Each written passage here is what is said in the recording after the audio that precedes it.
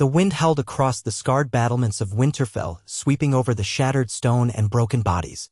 Smoke curled upward from dying fires in the courtyard where so many had fought and fallen. A hush had settled in the aftermath of the greatest battle the North had ever seen. The living had pinned their last hope on the walls of this ancient fortress, trusting in Bran Stark, the three-eyed raven, to lure the Night King and end him. But something had gone terribly wrong that night. Something had happened that no one believed was possible. Bran had ventured into the darkness of the Godwood, seated in his wheeled chair beneath the heart tree whose face was etched into the pale bark. He had slipped into the realm of visions, hoping to bind and break the Night King within the Weirwood's power. Yet the Night King, older and more cunning than any of them had fathomed, had come for Bran's mind and found it wanting. Somewhere in the swirling currents of time and memory, the Night King's power outmatched him. In the physical world, Theon Greyjoy and his Ironborn charged valiantly, but they were cut down in moments. Arya Stark, the last desperate hope, lunged from the darkness of the Godwood, Valyrian steel dagger poised for a killing blow. But an unseen wight intercepted her, flinging her back. The Night King had turned, lifted his arm, and Arya's body froze in midair, pinned by an unseen force. The dagger fell from her grasp. The hope of the living shattered like glass. From that moment, a collective despair flooded through the men and women who fought on the ramparts, in the courtyard, upon the walls. With Bran fallen, the Night King's power swelled. His undead host pressed forward relentlessly. Blue eyes blazed in the darkness, and each death only amplified the army of the dead. When dawn broke, it did so on a north already lost, the protective ring of Winterfell shattered, and the fate of the entire realm teetering on the brink. Even the dragons could not shift the tide. Daenerys Targaryen had tried to incinerate the Night King with dragonfire, but the ancient creature had withstood the flames. Jon Snow, relentless in his courage, had challenged the Night King directly, longclaw in hand, but the ground froze beneath the king in the North's feet, and a new wave of wights had forced Jon into retreat. The mortal spirit had been valiant, fearless even, but it was undone. One by one, the living had retreated. Some found themselves trapped in the crypts beneath Winterfell, entombed with their own dead. Others fled into the wilderness. An uneasy hush descended, broken only by the moans of the dying. By morning, the Night King stood victorious inside Winterfell's courtyard. Bran Stark, the three-eyed raven, was in his hands. And as the undead horde congregated, that unspeakable change happened. Bran's eyes, once distant and wise, rolled back. When they opened again, they gleamed in eerie, frosty blue. It was the moment the North truly fell. The old banners of the dire wolf were torn down, the stark sigil replaced by the tyranny of that endless winter. The winds carried screams across the emptiness that once had been a proud castle. On the battlements, Sansa Stark, bloodied and trembling, was seized by wights in front of her own kin. Her cry of anguish echoed, then vanished in the gloom. From the Godwood to the crypts, the dead dragged away survivors for conversion or slaughter. The few who escaped carried tales that might have died of shame had fear and horror not demanded they be told. Most who remained succumbed. Those who survived the next few days found themselves unable to face the memory of that night. Their homes were gone, their hope lost. All that remained of northern resistance was a scattering of people who fled south, traveling through storm-lashed roads toward the Neck. The news spread like wildfire through the southern realms. Winterfell had fallen, the Night King now held Bran Stark's powers, and the undead marched beyond the broken gates of the fortress.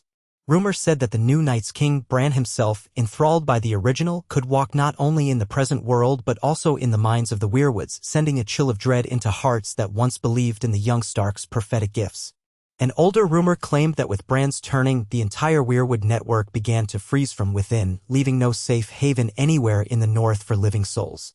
At first, the southern lords dismissed such stories as the fantasies of terrified refugees.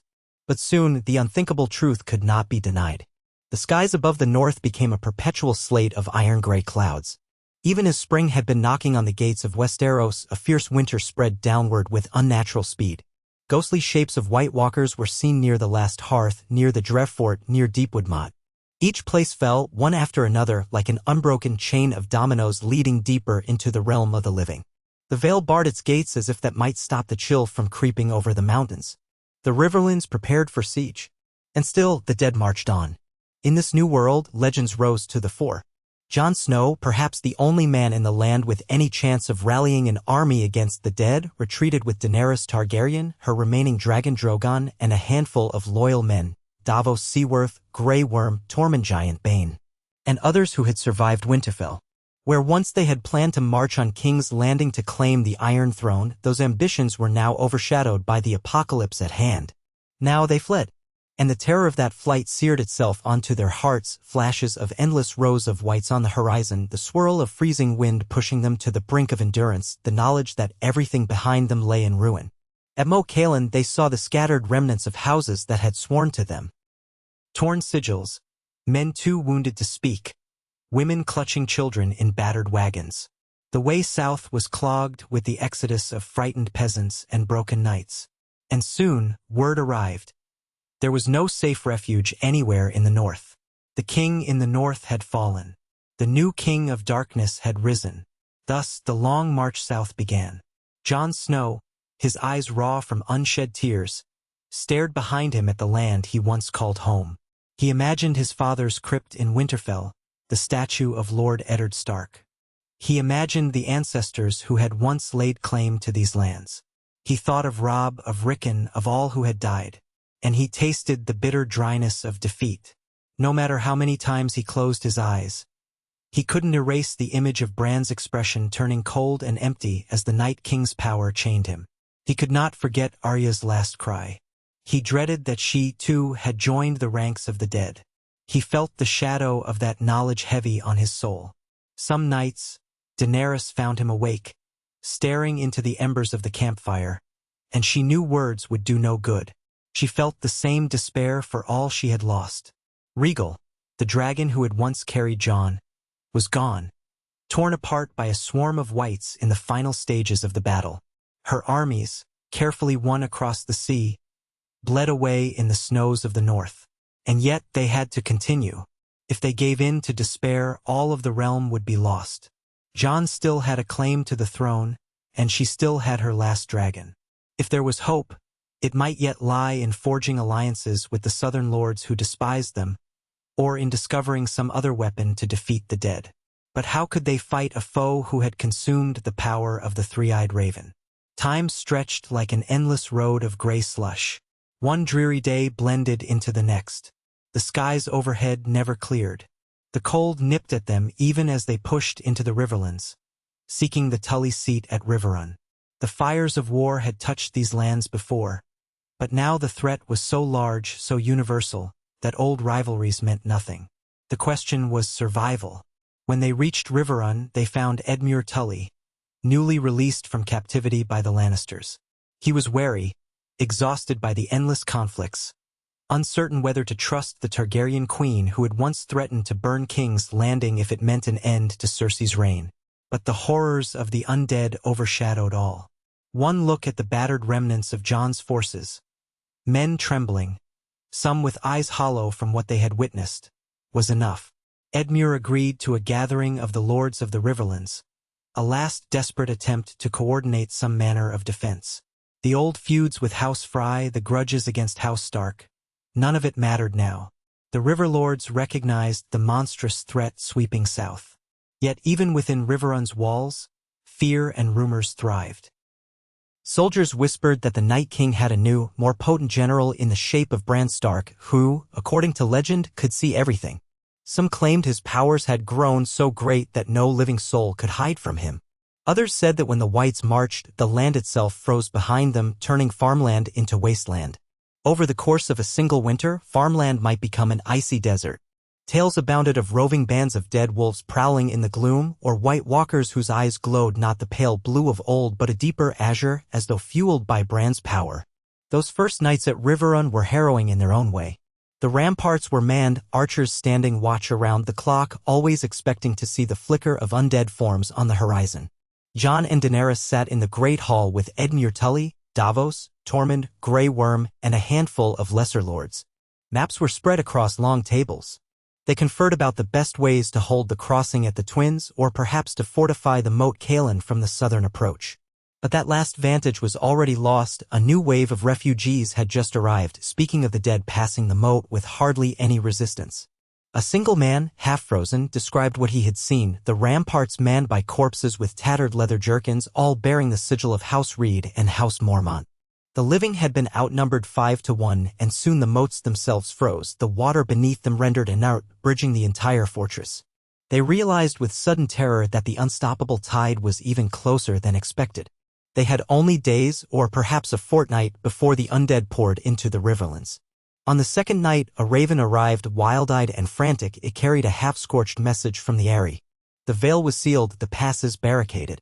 Lord Robin Arryn declared he would not send knights into the riverlands for fear of losing them to the dead. Another message from King's Landing came on the wings of a battered pigeon. Queen Cersei was dead. The city had fallen into chaos after the news of Winterfell's demise, and in the power vacuum, Ser Bran of the Blackwater had seized some authority while the remnants of the Gold Cloaks patrolled the streets. The message was scrawled, uncertain of who truly ruled. Without a stable monarchy, King's Landing was in disarray. The Iron Throne stood empty. Amid the gloom, Jon took small comfort in the presence of his closest friends, but the nights were long. He dreamt often of the last battle. There, in the swirling blackness, he saw the Night King's cold grin.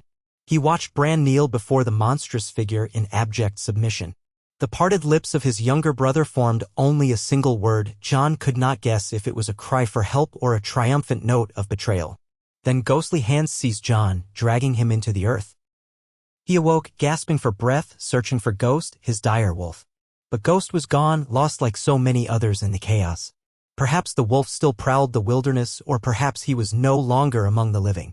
Davos, watchful and pragmatic, insisted on forging alliances quickly. "We can't hold them off alone," he told Jon.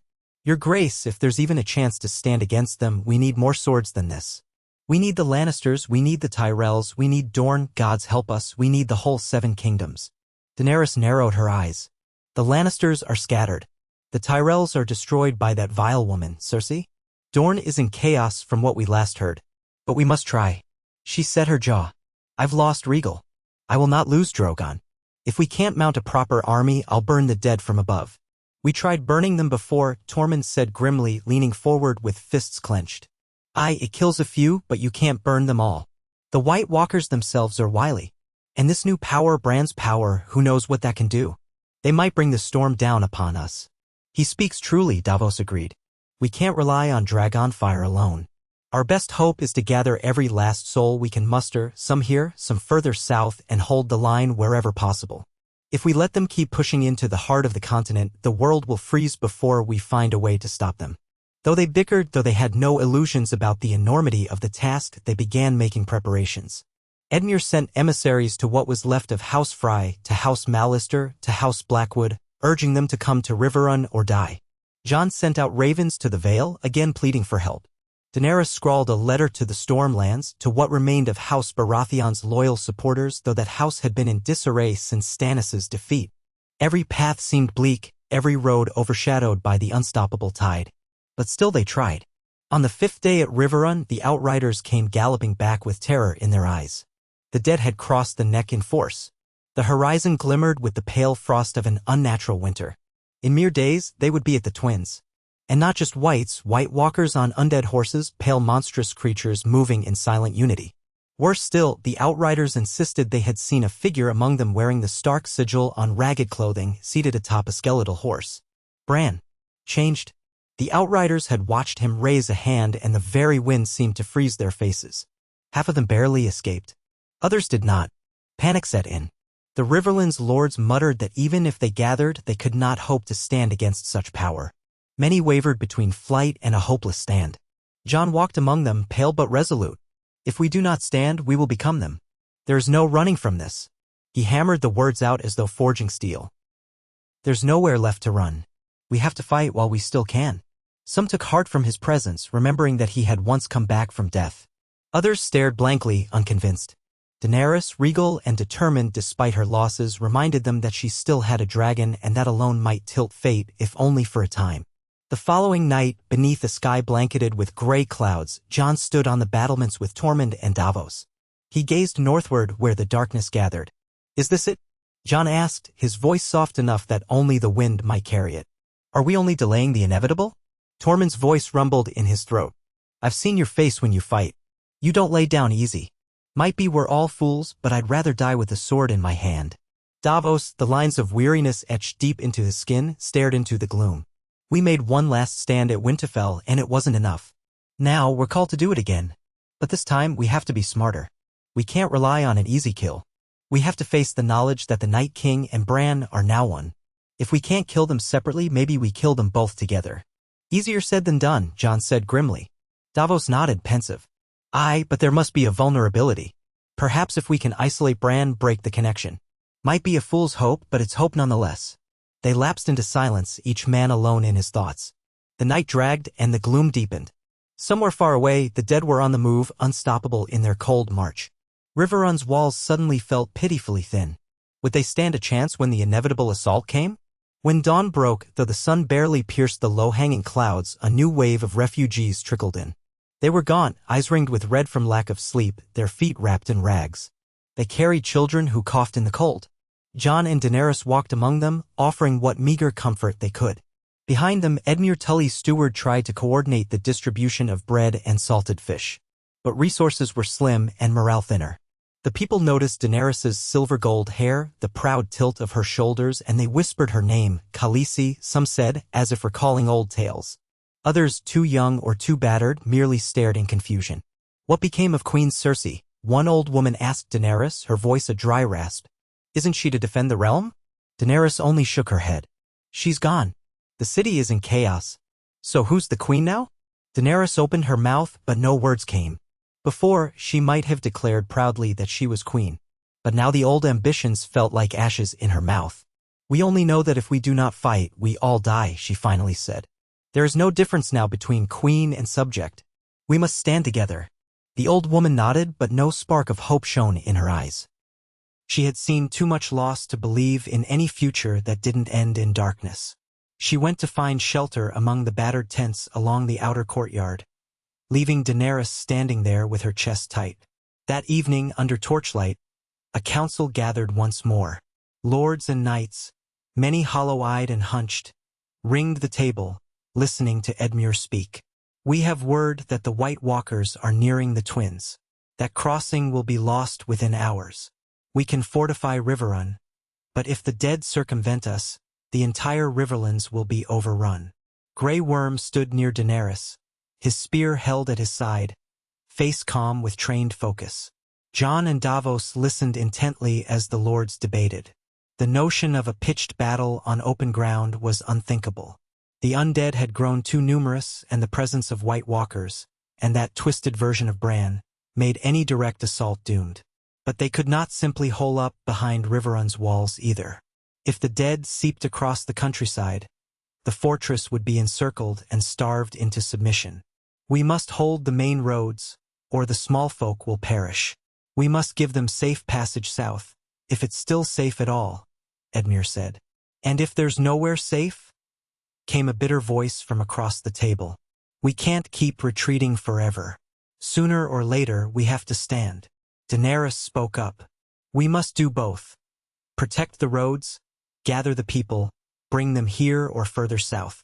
Let me take Drogon and strike at their columns from the air. If they cluster in large groups, perhaps we can burn a path for our people to escape. A murmur spread around the table. Some recalled the stories of her unleashing fire upon enemy lines in the Reach. Others feared that her dragon alone, without an army to back it, would be overwhelmed. But in the end, the lords agreed there was little else to be done. Daenerys had the only weapon capable of inflicting mass casualties on the dead. So they planned. Early the next morning, Daenerys mounted Drogon outside Riverrun. The great black beast roared, unsettling the warhorses in T. He courtyard. His wings spread wide, casting a monstrous shadow over the fortress walls. Jon stood at Daenerys' side, gazing up at her. He reached for her hand. Be careful, he said quietly.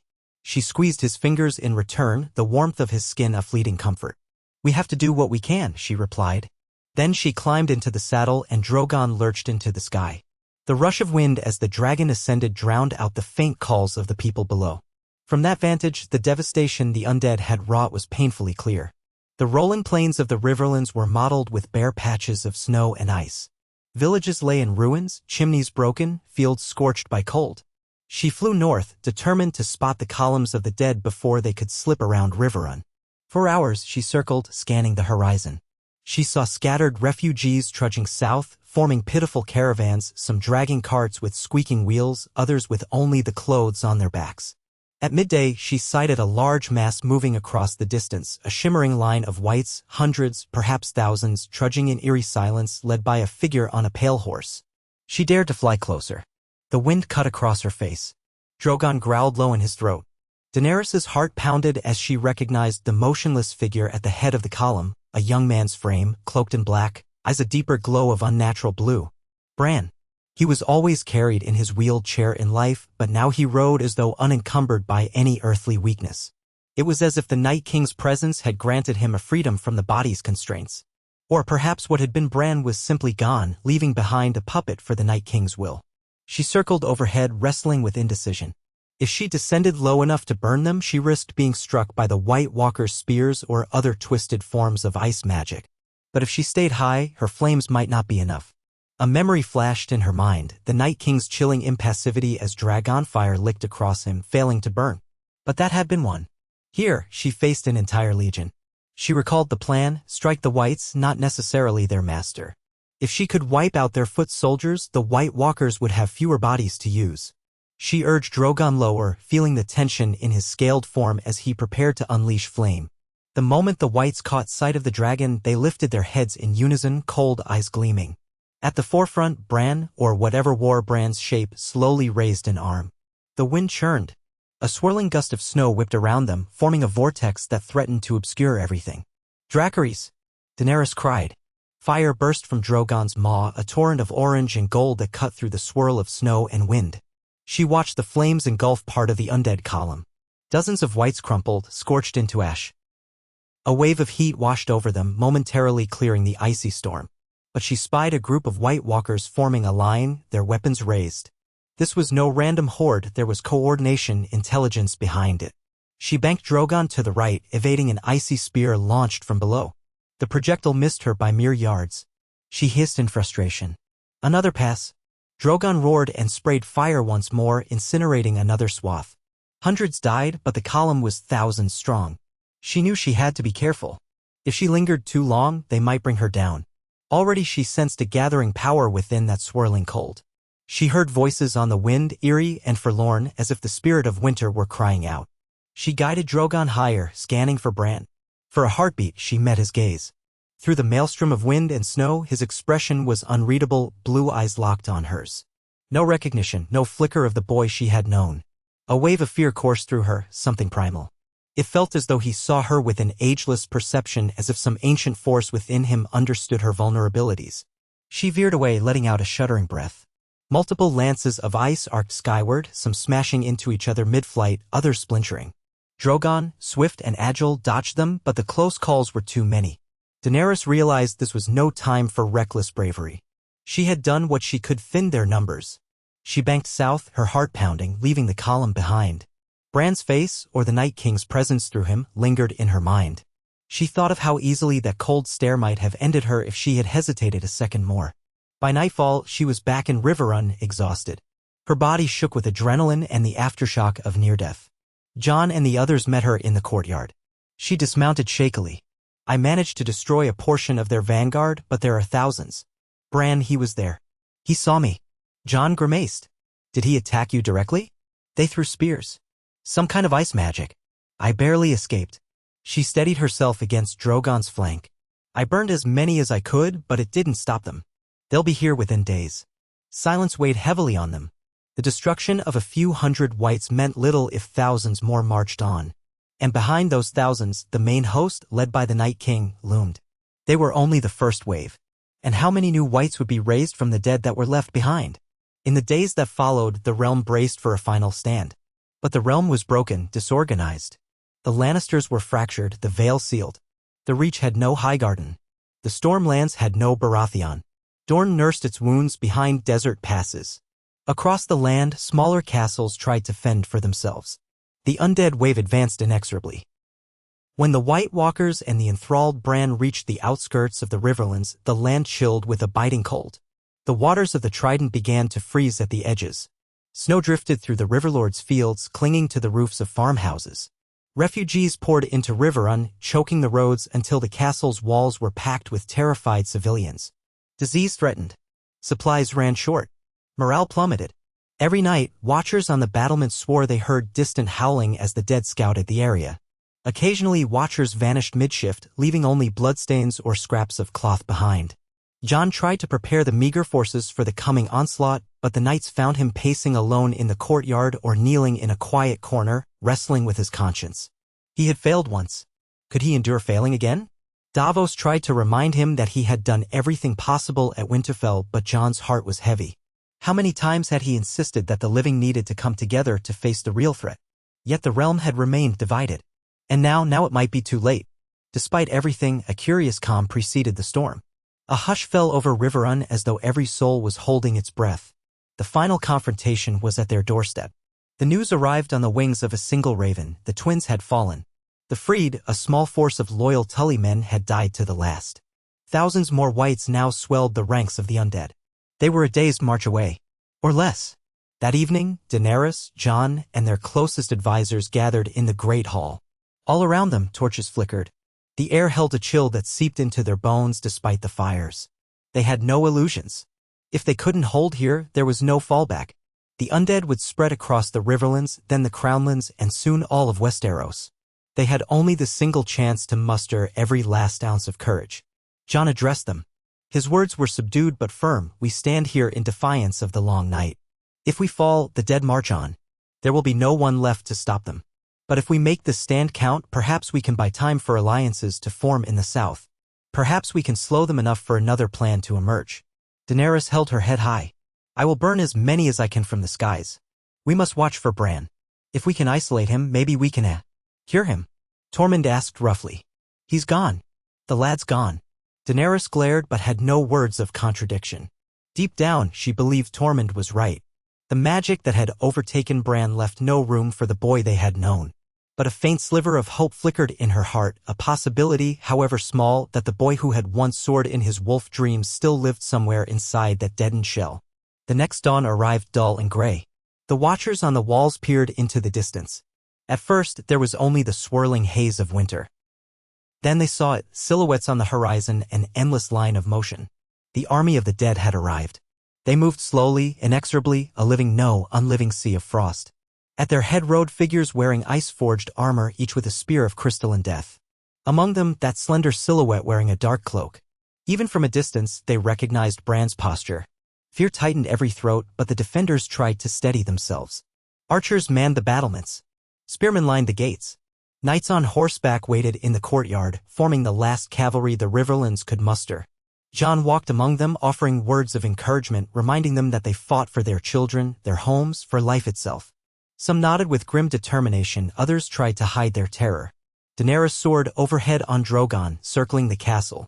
She had a vantage of the entire battlefield, able to see how the undead spread across the plains.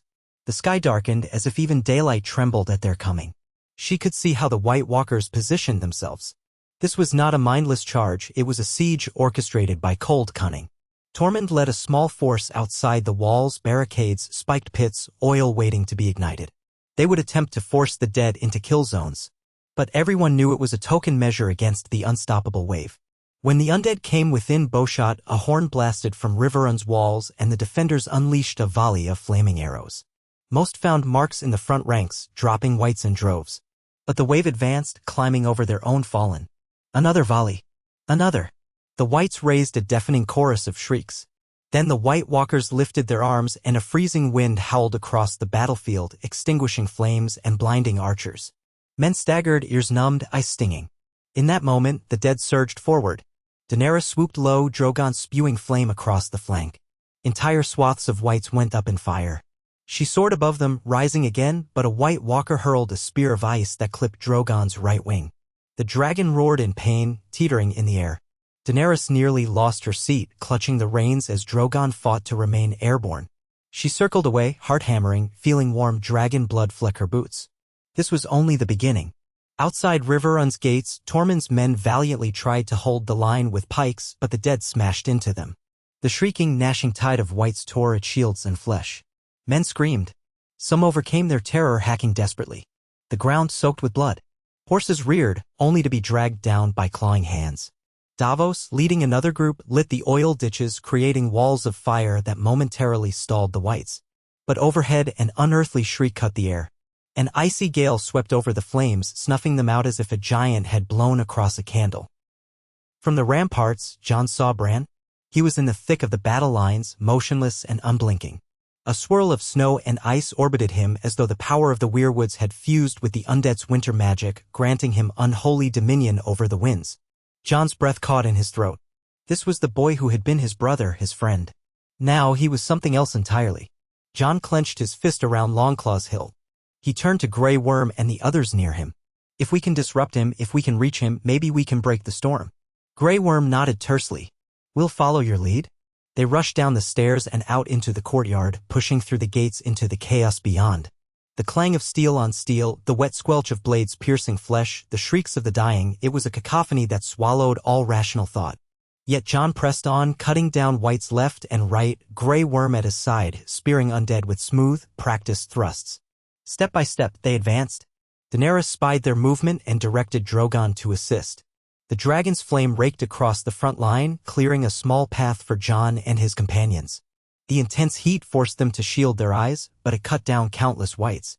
For a moment, it looked as if they might actually reach Bran. But a group of White Walkers closed ranks around him, their breath misting in the frigid air. Jon met them in a clash of Valyrian steel and ice-forged blades. He blocked one blow with Longclaw, the impact jolting his arms. Grey Worm engaged another. The clash was brutal, but the White Walkers were not easily overmatched. Meanwhile, Tormund had been forced back into the courtyard, retreating before the unrelenting dead. Edmure Tully tried to rally men on the walls, but the Whites scaled them with terrifying speed, clawing their way up. Screams erupted as archers were dragged off the battlements. Riverrun's defenses began to buckle. On the battlefield, Daenerys circled again, ignoring the searing pain Drogon felt in his wounded wing. She had to protect Jon. She unleashed another torrent of flame at the White Walkers blocking his path. One was immolated, disintegrating with an echoing shriek. Another deflected part of the flame with a spear of ice, but still was forced to retreat. Jon seized the moment, surging forward, desperately pushing closer to Bran. Then Bran turned his head, unnaturally slow and methodical, and looked at Jon. The swirl of snow intensified. A razor-sharp wind slammed into Jon, lifting him off his feet. He tumbled backwards, landing hard on the frozen ground. A White lunged for him, and Grey Worm stabbed it through the skull. Jon spat blood, scrambling to his feet, shaking the dizziness from his head. The cold in the air was so intense it felt like knives slicing his lungs. He heard something then, a voice in the wind or perhaps in his mind. A faint whisper that might have been Bran's own. "Jon," it said, but devoid of warmth. "All paths lead here. You cannot escape the long night." Jon shook his head, trying to dispel the terror creeping into his heart. He shouted back, "Bran, if any part of you remains, fight." But the swirl of wind only grew stronger, like a vortex of living winter. Grey Worm and the other men around Jon struggled to stay upright, battered by the gale. The White Walkers advanced again, undaunted. Daenerys saw the crisis unfolding. With a cry, she spurred Drogon to dive. The dragon let out a roar that shook the battlefield, spraying flames across the ground. Undead and White Walkers scattered or burned. She aimed to strike at Bran directly, but as she neared, an unimaginable wave of cold slammed into Drogon's flank, freezing the air around him. The dragon bellowed in pain, wings faltering. Daenerys felt the bitter chill slice into her bones. For a moment she thought they would crash. She clung desperately to the reins, urging Drogon to climb. The beast fought the cold, beating his wings powerfully, rising out of reach. Below, Jon grit his teeth and forced his way through the swirling wind. He lifted Longclaw, eyes locked on Bran. Another few steps, and he'd be within striking distance. He prayed that Valyrian steel could end this unnatural abomination. But the White Walkers closed in once more. One hammered Jon's sword arm. Another tore at his side. Jon hissed in agony, fighting to keep hold of Longclaw. Grey Worm engaged two at once, his spear a blur. A White Walker's blade slashed across Grey Worm's torso.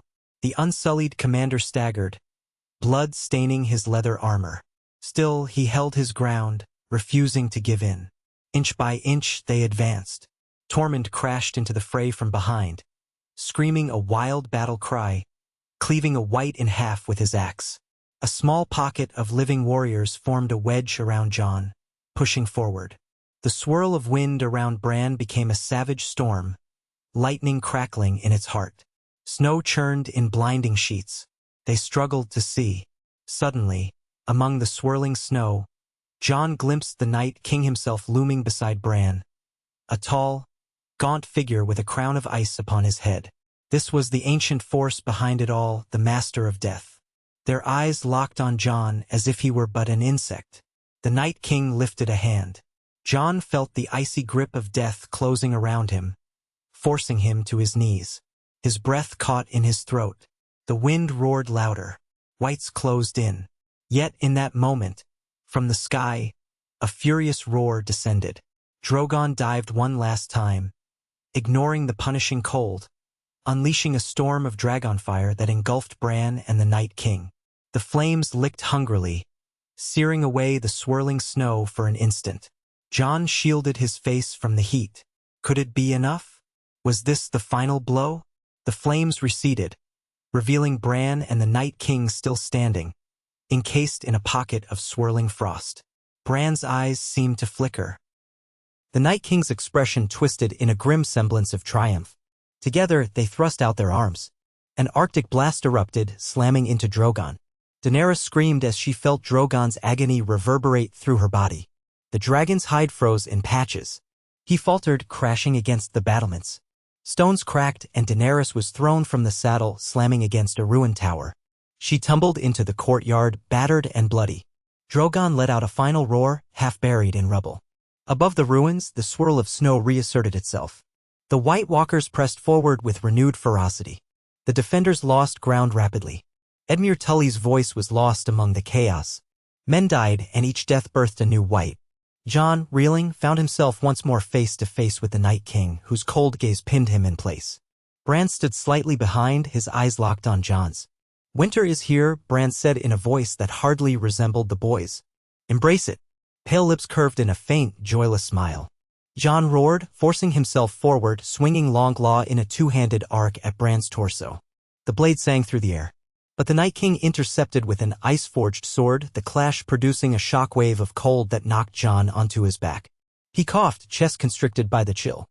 The White Walker stepped forward, blade raised to finish him.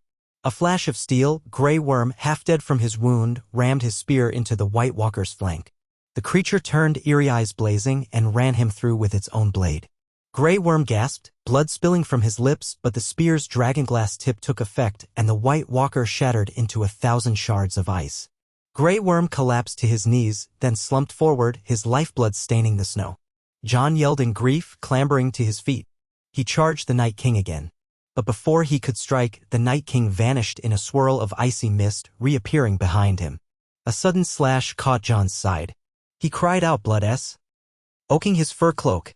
Longclaw fell from his grasp, clattering to the frozen ground. Another slash, and Jon sank to his knees, stunned by the cold and the pain.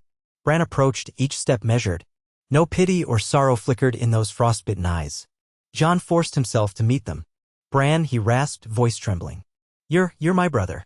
But the words were meaningless in that frigid stare. The Night King raised his sword. Jon braced himself for death. His blood pounded in his ears. At the last instant, Daenerys's voice rose above the din. "No." She stumbled through the debris, face streaked with blood, arms trembling. She grabbed a discarded spear tipped with dragonglass, let out a primal cry, and hurled it with all her might at Bran's back. Tom slowed to a crawl. Bran whirled as though sensing the threat. The spear arced through the air, glinting. He lifted a hand and the swirling frost coalesced into a protective shell. The spear slammed into the shell, shattering on impact. Shards of dragonglass sprayed outward. Some embedded in Bran's arm, causing the slightest flicker of reaction, a faint spark of pain or surprise. But no mortal wound. He turned that icy gaze onto Daenerys. Jon seized the distraction.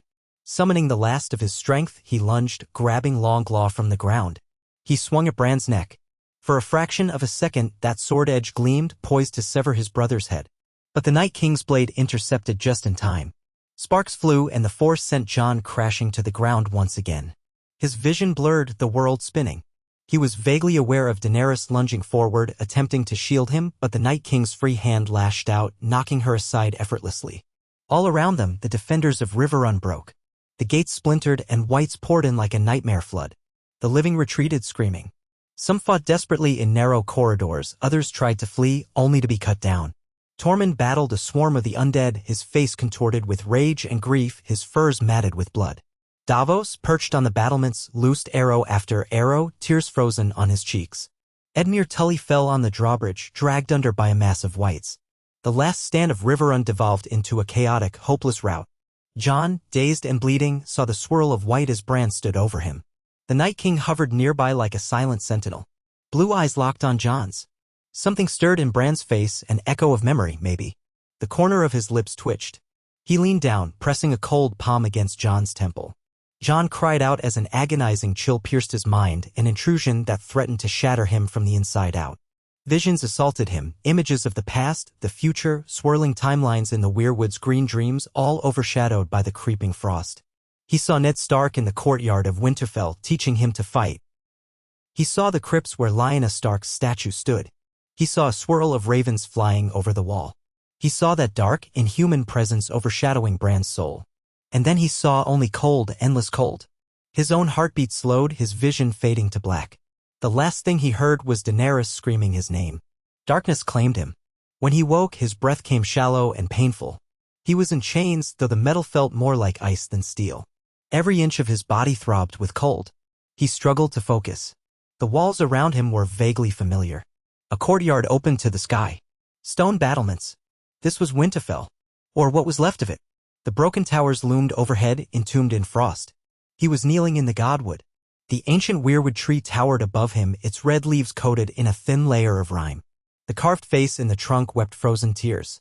Around him were figures, white walkers, standing guard. Whites in tattered armor. And there, enthroned upon a seat of ice and twisted roots, sat Bran, the new Night's King, the ancient Night King by his side. Their twin gazes were frigid and absolute. Jon's heart pounded. The entire North had fallen, and now the dead ruled from Winterfell. He recalled that final battle at Riverrun, the last, desperate attempt. The memory of it was fractured by the pain. He swallowed, forcing words out past his cracked lips. Bran. Please. Silence. Then Bran raised his right hand. The stump of the dragonglass shard was still embedded in his flesh from Daenerys's throw. A thin line of blackish-blue fluid seeped around it. It should have been blood, but it was too dark, too viscous. He smiled, a chilling mockery of human expression. You were right to fear this, Jon, he said, his tone echoing with the Night King's presence. The long night. The end of everything. You tried to unite the living, but you failed. And now there is only the cold. The realm will be reborn, cleansed of frailty. Jon's vision blurred with tears. That isn't cleansing. It's murder. Another voice spoke then, a rasping, inhuman sound. The original Night King seated in a motionless hush. The living had their time, he intoned. Now they join us. Jon's chains rattled as he tried to move. He felt the creeping numbness in his limbs. A part of him wondered if death might be a release, if it was better than seeing this unimaginable horror. But a sliver of defiance still burned in him, a last ember of the wolf's spirit. Where's Daenerys? He demanded. Where is she? Bran's lips curved into a cold smile. She is here, in the dungeons, he said calmly. She will serve or she will die. As will you. He raised a hand and the swirl of frost seemed to tighten around Jon's chest. Jon gasped, fighting for breath. I know you once came back from death, Jon. But this time there will be no return. Jon's pulse hammered. He remembered the words of the Night's Watch, and now my watch begins. He had pledged to defend the realms of men. He had tried and failed. The entire realm might soon be consumed if the dead continued their march south. The only question left was whether this was truly the end or if there remained a spark of hope in the darkness. He closed his eyes, summoning the memory of Ghost, of Arya's fearless grin, of Sansa's quiet strength, of Bran as a boy climbing the walls of Winterfell. The heartbreak of losing them all crashed into him. And at that moment, the swirl of cold battered him once more. He felt his consciousness flicker. Then he heard it, a faint scratching at the edges of his mind as though some presence sought entry. A distant memory or a whisper from the weirwoods. He did not know. But it flared in him like a beacon. In that flicker of time, he felt the faint presence of something beyond despair. Could it be? He forced open his eyes, glaring at Bran with all the anger, sorrow, and love still in him. I will not serve, he said, voice shaking. I will not bow to this. Bran's expression remained impassive, but the swirl of frost shimmered with tension. The White Walkers stepped closer, weapons in hand. The original Night King rose, a silent statue of malice, and advanced on Jon. Cold radiated from him like an aura, making the air freeze in swirling motes. Jon's breath rattled. He braced himself. But in that final instant before the blade fell, a loud rumble quaked the courtyard. The ground trembled, and chunks of ice fell from the trees. The Night King froze, turning his head to the sky. A roar thundered above. Jon's heart leapt. It was Drogon, wounded, battered, but alive, swooping low over the ramparts with a savage roar that reverberated through the godwood. A gout of flame tore across the courtyard, forcing the White Walkers to scatter. Bran and the Night King conjured a storm of frost, flinging it upward. Drogon twisted in midair, evading the brunt of the ice. Huge chunks of the courtyard walls collapsed. Jon dove aside as a barrage of ice shards hammered the ground where he knelt. The chain pinning him shattered beneath a falling chunk of debris. For a moment, Jon was free, though his body screamed in pain. He forced himself up, limping away from the center of the courtyard. He could see Drogon circling overhead, unleashing a fresh torrent of flame. The White Walkers formed a ring around Bran and the Night King, shielding them from the worst of the dragon fire with cunning arcs of ice. The godwood turned into a war zone of swirling frost and scorching flame. Jon gritted his teeth and staggered forward. He had no weapon, Longclaw was gone, likely lost in Riverrun. But he couldn't stand idly by. He spotted a fallen White Walker's sword glimmering with ice. With numb fingers, he snatched it up, feeling its unnatural chill burn his hand. He rushed around the perimeter of the courtyard, searching for an opening. Flames danced wildly as Drogon made another pass. Then he saw Daenerys emerge from a shattered archway covered in bruises and cuts, blood matting her hair. She caught sight of Jon, relief sparking in her eyes, then pointed frantically at the base of the weirwood. A group of whites advanced on her from behind. Jon sprinted, ignoring the stabbing pain in his side. He hacked at the whites, the ice blade strangely effective at cutting through their frozen flesh. They toppled, twitching. Daenerys stumbled into him, leaning on his shoulder for support. They locked eyes, a moment of wordless understanding passing between them. A final stand if need be. Bran and the Night King were locked in some silent communion, swirling frost around them like armor. Drogon descended, landing with a crash that shattered the ground.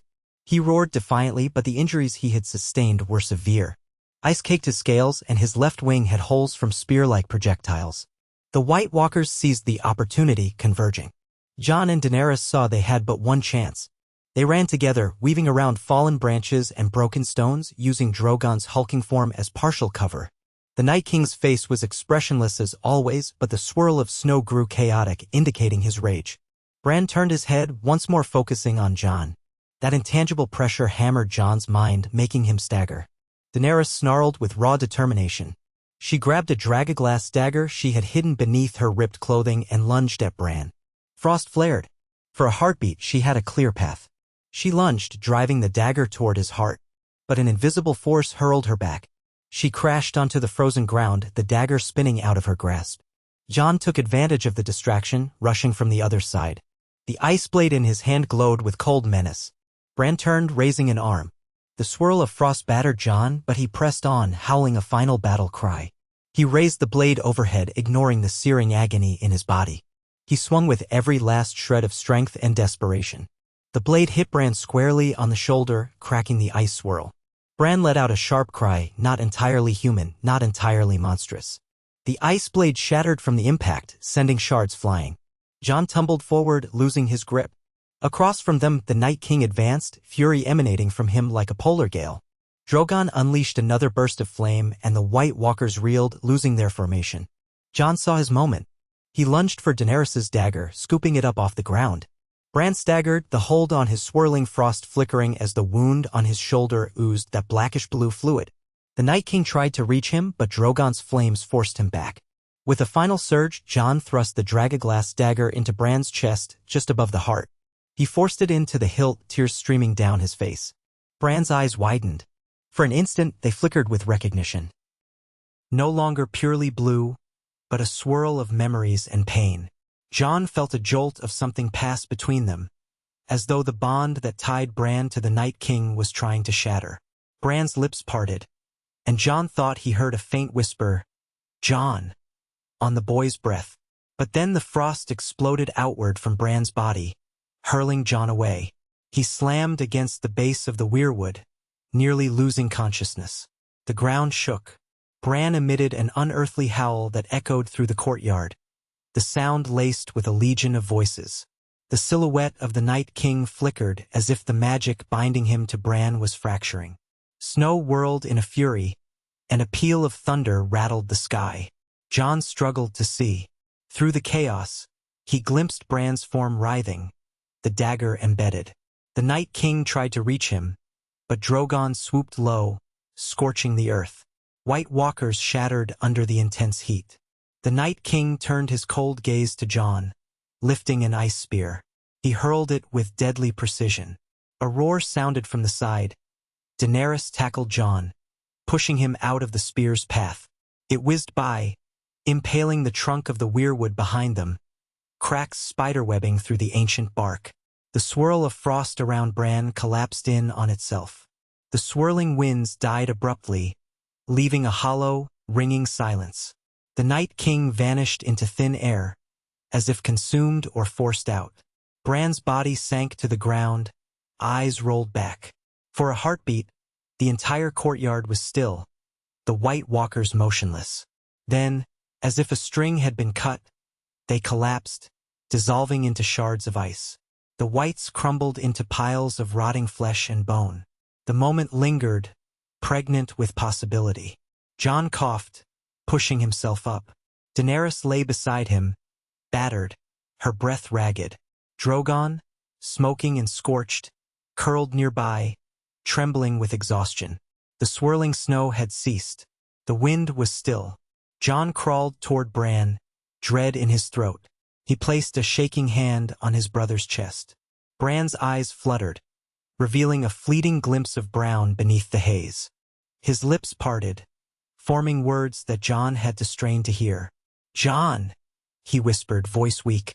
I'm sorry." Jon felt tears streaming down his cheeks, mixing with the blood and dirt. "Bran? Are you free?" Bran's gaze flickered. He lifted a trembling hand, brushing Jon's forearm. "I see everything too much. The Night King." His words trailed off, lost to a spasm of pain.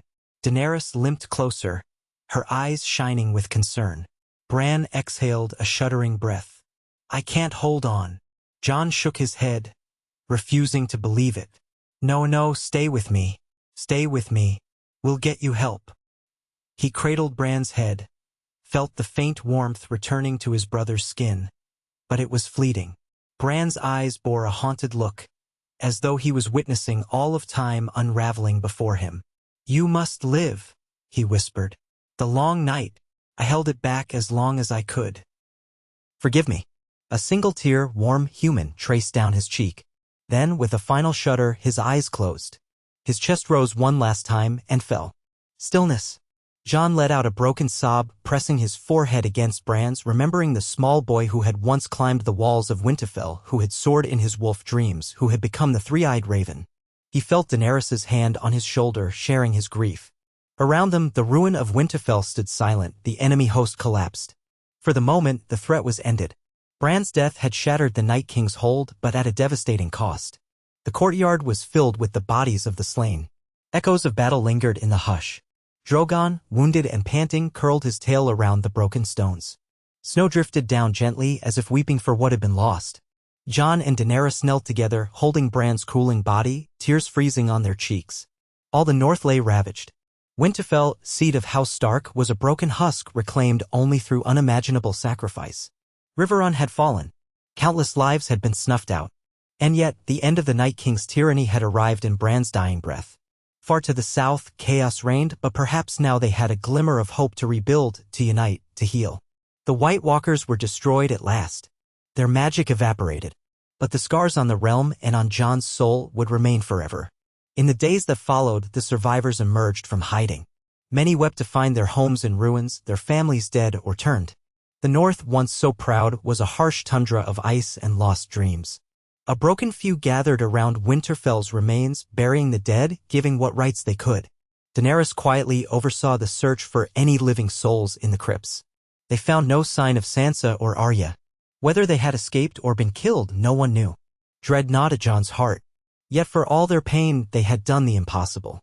The dead were truly gone, their necromantic grip shattered. Tales spread among the survivors of Jon Snow and Daenerys Targaryen's final confrontation with the twisted union of the Night King and Bran Stark. The story grew in the telling, but the truth was simple: they had come within a hair's breadth of the world's destruction.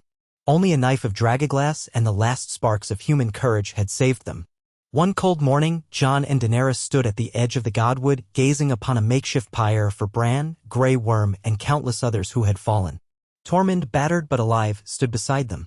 Davos, face grim, helped light the torches. The flames devoured the bodies in a final act of mercy. Pillars of smoke rose into the leaden sky, carrying the souls of the brave onward. Jon watched the fire, tears in his eyes, no words left to express the depth of his sorrow. Daenerys slipped her hand into his. She too had lost more than she could say. "We will rebuild," she said quietly, though her voice trembled with exhaustion and doubt. "We must." Jon nodded, staring at the flames. He saw Bran's face dancing in the fire's light, remembered the boy who loved stories and dreamed of being a knight. "Yes," he whispered. "We must." In that moment, across the battered courtyard of Winterfell, a single ray of pale sunlight broke through the perpetual gray sky. It was as though the world itself acknowledged the passing of the darkest night. It was no grand dawn, no triumph over heartbreak, but it was something. A sign that life, fragile and fleeting, still endured. And so they turned hand in hand from the pyre. No king and queen in that instant, only two survivors among many, bound by loss and by the faint hope that the Seven Kingdoms, though nearly destroyed, might one day rise again from the ashes. And with Bran's memory burning bright in their minds, they carried on, determined that the dead would not have the final word in the realm of the living. They turned hand in hand from the funeral pyre and crossed the ruined courtyard where so many had fought and died. The gentle drift of snow fell upon the rubble of Winterfell, the once proud seat of House Stark, now a husk of ice-rimed walls and shattered towers. Smoke still curled in thin spirals from funeral pits set up for the countless fallen. Each swirling ember reminded Jon of the fiery chaos that had consumed his world again and again. Winterfell's great gate had collapsed under the onslaught of the dead, leaving a jagged aperture through which the cold wind howled. The stables were a tangle of burned timbers and dead horses. The broken ramparts sagged precariously, as though the entire castle might crumble at the next storm. Yet, after so many horrors, a hush now enfolded the courtyard, an almost reverent stillness, as if the land were afraid to breathe lest it wake the nightmares again. Jon Snow and Daenerys Targaryen moved slowly, supporting each other through pain and exhaustion. Their eyes were rimmed red from weeping, from grief, from the biting winds that stung their faces. Both bore fresh injuries. Daenerys's arm was splinted and bandaged, and Jon's side was bound with a rough linen wrap where the Night King's blade had cut him. Neither had slept more than an hour or two since the final confrontation that had ended with Bran's death and the sudden, cataclysmic collapse of the army of the dead. They passed a group of survivors picking through the rubble. Women clutched children, men propped each other up, battered soldiers searched for the bodies of their friends. At the sight of Jon and Daenerys, some bowed their heads or murmured words of thanks. Others only stared, eyes hollow from what they had endured. The couple paused here and there to offer words of comfort, inevitably stammered or choked with emotion, but it was all they could do. In a corner of the courtyard, close to where a portion of the outer wall had caved in, Tormund Giantsbane crouched, rummaging through a collapsed storeroom. The big wildling was covered in bruises and cuts, one eye nearly swollen shut, but he still managed a grim half-grin when he spotted Jon. He hefted a small keg in one hand. "Found some ale," Tormund said, his voice rough as gravel. "Not much else left, but at least we won't die thirsty." Daenerys inclined her head in thanks, though she doubted anyone had the heart to drink at this moment. "How many men did we lose, Tormund?" "All of them, near enough," he replied, glancing at the meager cluster of survivors picking through stone. "This is worse than Har Home was. At least then, we got away. Here, almost no one got away. But we ended it, eh?" Jon's throat tightened. "We ended the Night King. We ended Bran's suffering. But the cost," he trailed off, eyes flicking to the still-burning pyres in the distance. He forced a swallow past the lump in his throat. "We need to search the castle from top to bottom. If there's anyone trapped in the crypts or in the collapsed towers." Tormund nodded, setting down the keg gently. "Aye. Few of us are up to it, but I'll gather who I can." Daenerys swallowed her sorrow and forced herself to speak with authority. "We must ensure no more souls lie beneath the rubble. The pyres will continue through the night. We'll have to do the same for the dead in the surrounding fields. If we don't burn them, we risk disease." Tormund grunted and trudged off, leaving Jon and Daenerys alone again. They stood a moment in the drifting snow, the quiet pressing in. For years, Jon had imagined reclaiming Winterfell, restoring his family's seat. Now he gazed upon it and wondered if it was beyond hope. The walls had not merely been battered, they had been desecrated by an unnatural war. There was a stain here, a chill that seeped deeper than any normal winter frost. They made their way through the courtyard to the shattered keep. Several men and women worked to clear loose stones from the entrance, and as Daenerys passed, they dipped their heads respectfully. She did not feel like a queen, her illusions of power had burned away long ago in the snows of the north and the devastation at Riverrun. She still wore the remnants of her thick northern cloak, cinched around the edges. Beneath, she had strapped on a bit of light armor to protect her injured ribs. Jon's hand trembled slightly around hers. She tightened her fingers in response, the only comfort she could give. They entered what remained of the great hall. Its roof had caved in near the back, letting in a swath of pale light that illuminated toppled tables and shattered chairs. The Stark banners that once hung proudly were charred scraps fluttering in the cold breeze. Near the dais, Davos Seaworth stood with a haggard group, a few knights and men-at-arms, some from the north, some from the Riverlands, a pair of Unsullied who had managed to survive. Davos's expression was grim. He had lost many friends, and the lines on his face were deeper than ever. At the sight of Jon and Daenerys, he squared his shoulders. "How does it fare outside?" Davos asked quietly. Daenerys exhaled. "Little better than in here. We found more bodies in the courtyard. The stables are ruined and the eastern battlements are near collapse. Every step I take, I wonder if I'll find more of our people." She trailed off as her gaze drifted to the wreckage behind Davos. Grey Worm had fallen at Riverrun. The Dothraki were all but gone, many unsullied with them. The once mighty army of House Targaryen, built painstakingly across the sea, had been bled dry in the snows of the north. All that remained was a faint shadow of the force that had landed in Westeros. Davos cleared his throat. "We'll get to work securing the walls as best we can. The dead are gone now, but we can't leave ourselves defenseless if there's any other threat." Jon nodded, jaw tight. "It's true the White Walkers are shattered, but we don't know what roams outside these walls. Rogues, deserters, beasts. We can't take chances." A young man wearing the patched sigil of House Manderly approached, pressing a fist to his chest in a weary salute. "My lord, my lady, outside, there's talk of heading south. Some say the north is uninhabitable now." Jon lowered his head, recalling the devastation not just in Winterfell but across the entire region. The Riverlands had also been ravaged. The storm of unnatural winter had spread far before the final confrontation. Even if the White Walkers were truly gone, the damage they'd inflicted, alongside all the battles, would make it hard to survive. Many villages had been emptied or turned into whites, farmland lay in ruin. Could the survivors remain here in the north, or would they find only starvation? Daenerys looked at Jon. "We must see for ourselves what remains. If the farmland is destroyed beyond recovery, we won't have enough food to survive the next winter, let alone a winter that might linger after this magic." Davos breathed in sharply. Westeros was disunited before. Now it's in chaos. The Stormlands, the Reach, Dorne, we've no clue who leads them. King's Landing is leaderless, Cersei is dead, so they say. If the people there descend into anarchy, that may lead to more bloodshed. Jon said nothing for a moment, wrestling with a swirl of emotions. The Iron Throne had once loomed as the great seat of power, the object of so many wars. Now, the very concept of a single throne felt almost absurd in a realm that lay shattered from the far north to the southern shores. Yet Daenerys still had a rightful claim. Jon himself, he recalled how it had been revealed that he was, by blood, Aegon Targaryen, the son of Rhaegar. But that seemed a lifetime ago. They had lost so much since. His voice emerged quietly. "Winterfell will always be my home, but we need food and shelter for these people. Perhaps the north can be rebuilt if we have the resources. But we can't do that alone. We'll need the rest of Westeros to help. And if there's no leadership in King's Landing." He hesitated, glancing at Daenerys. Long ago, she had burned with the desire to seize the Iron Throne with fire and blood. Now, the notion weighed differently. She was bone-tired, her spirit dented by repeated tragedies.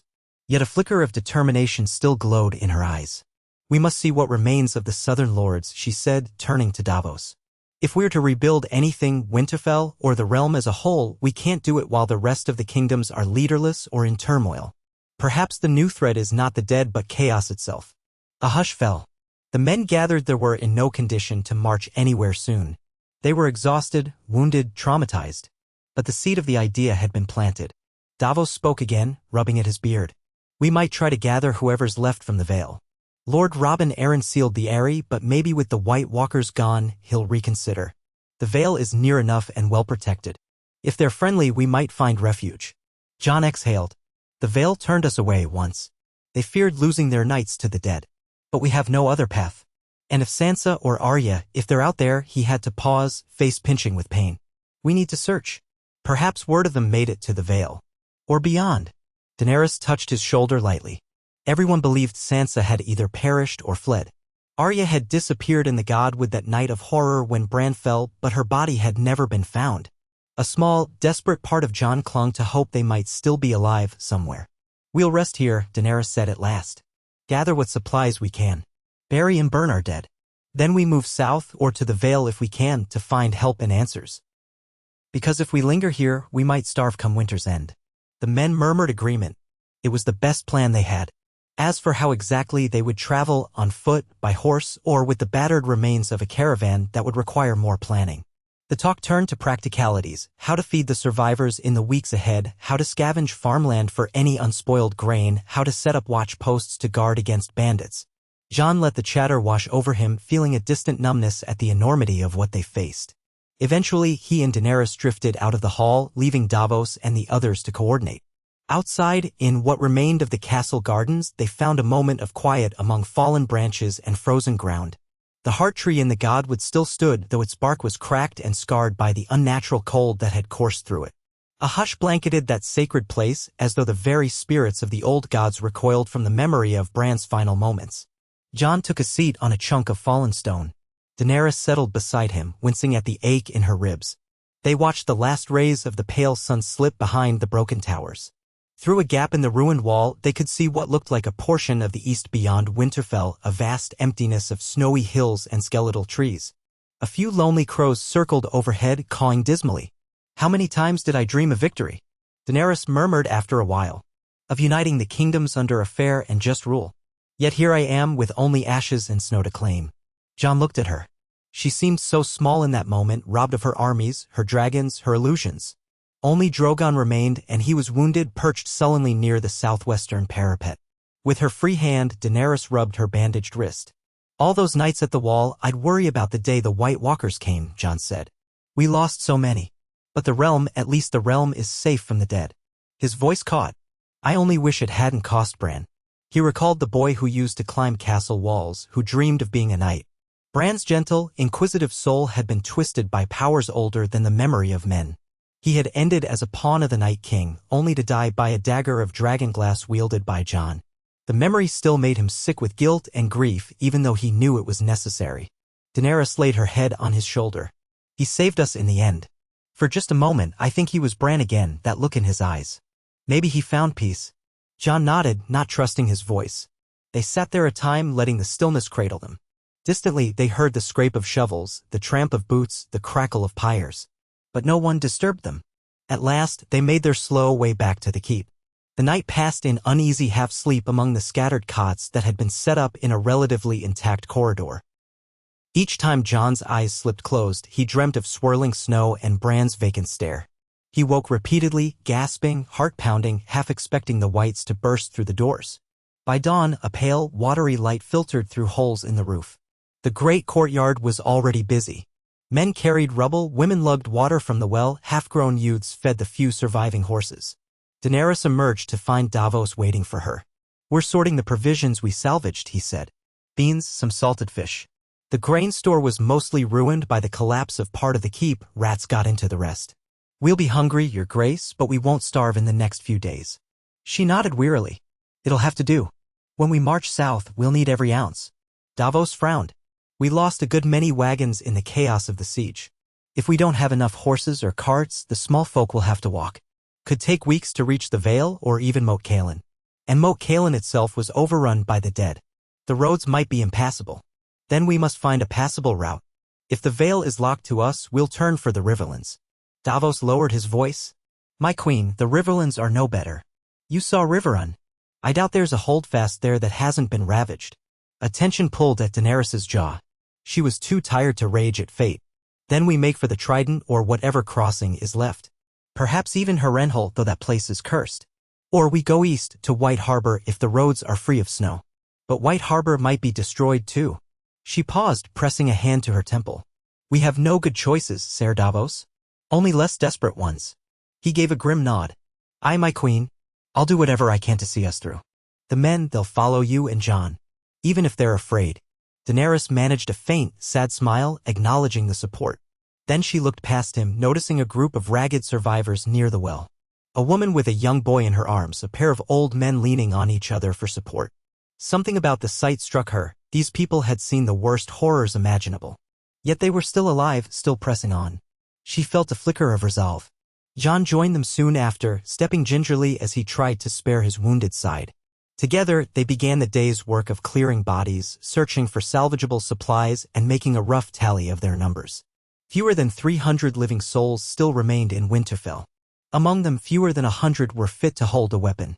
Another 200 survivors from scattered farms and outlying villages had straggled in by midday. Many were frostbitten, traumatized, starving. None brought good tidings. They spoke of empty roads, burned homesteads, ghostly forests where crows feasted on the remains of the dead. Some had glimpsed pockets of whites that collapsed when the Night King's power fell, leaving grotesque corpses behind. Even so, those refugees were the lucky ones who had escaped the wave of the dead that had marched relentlessly south.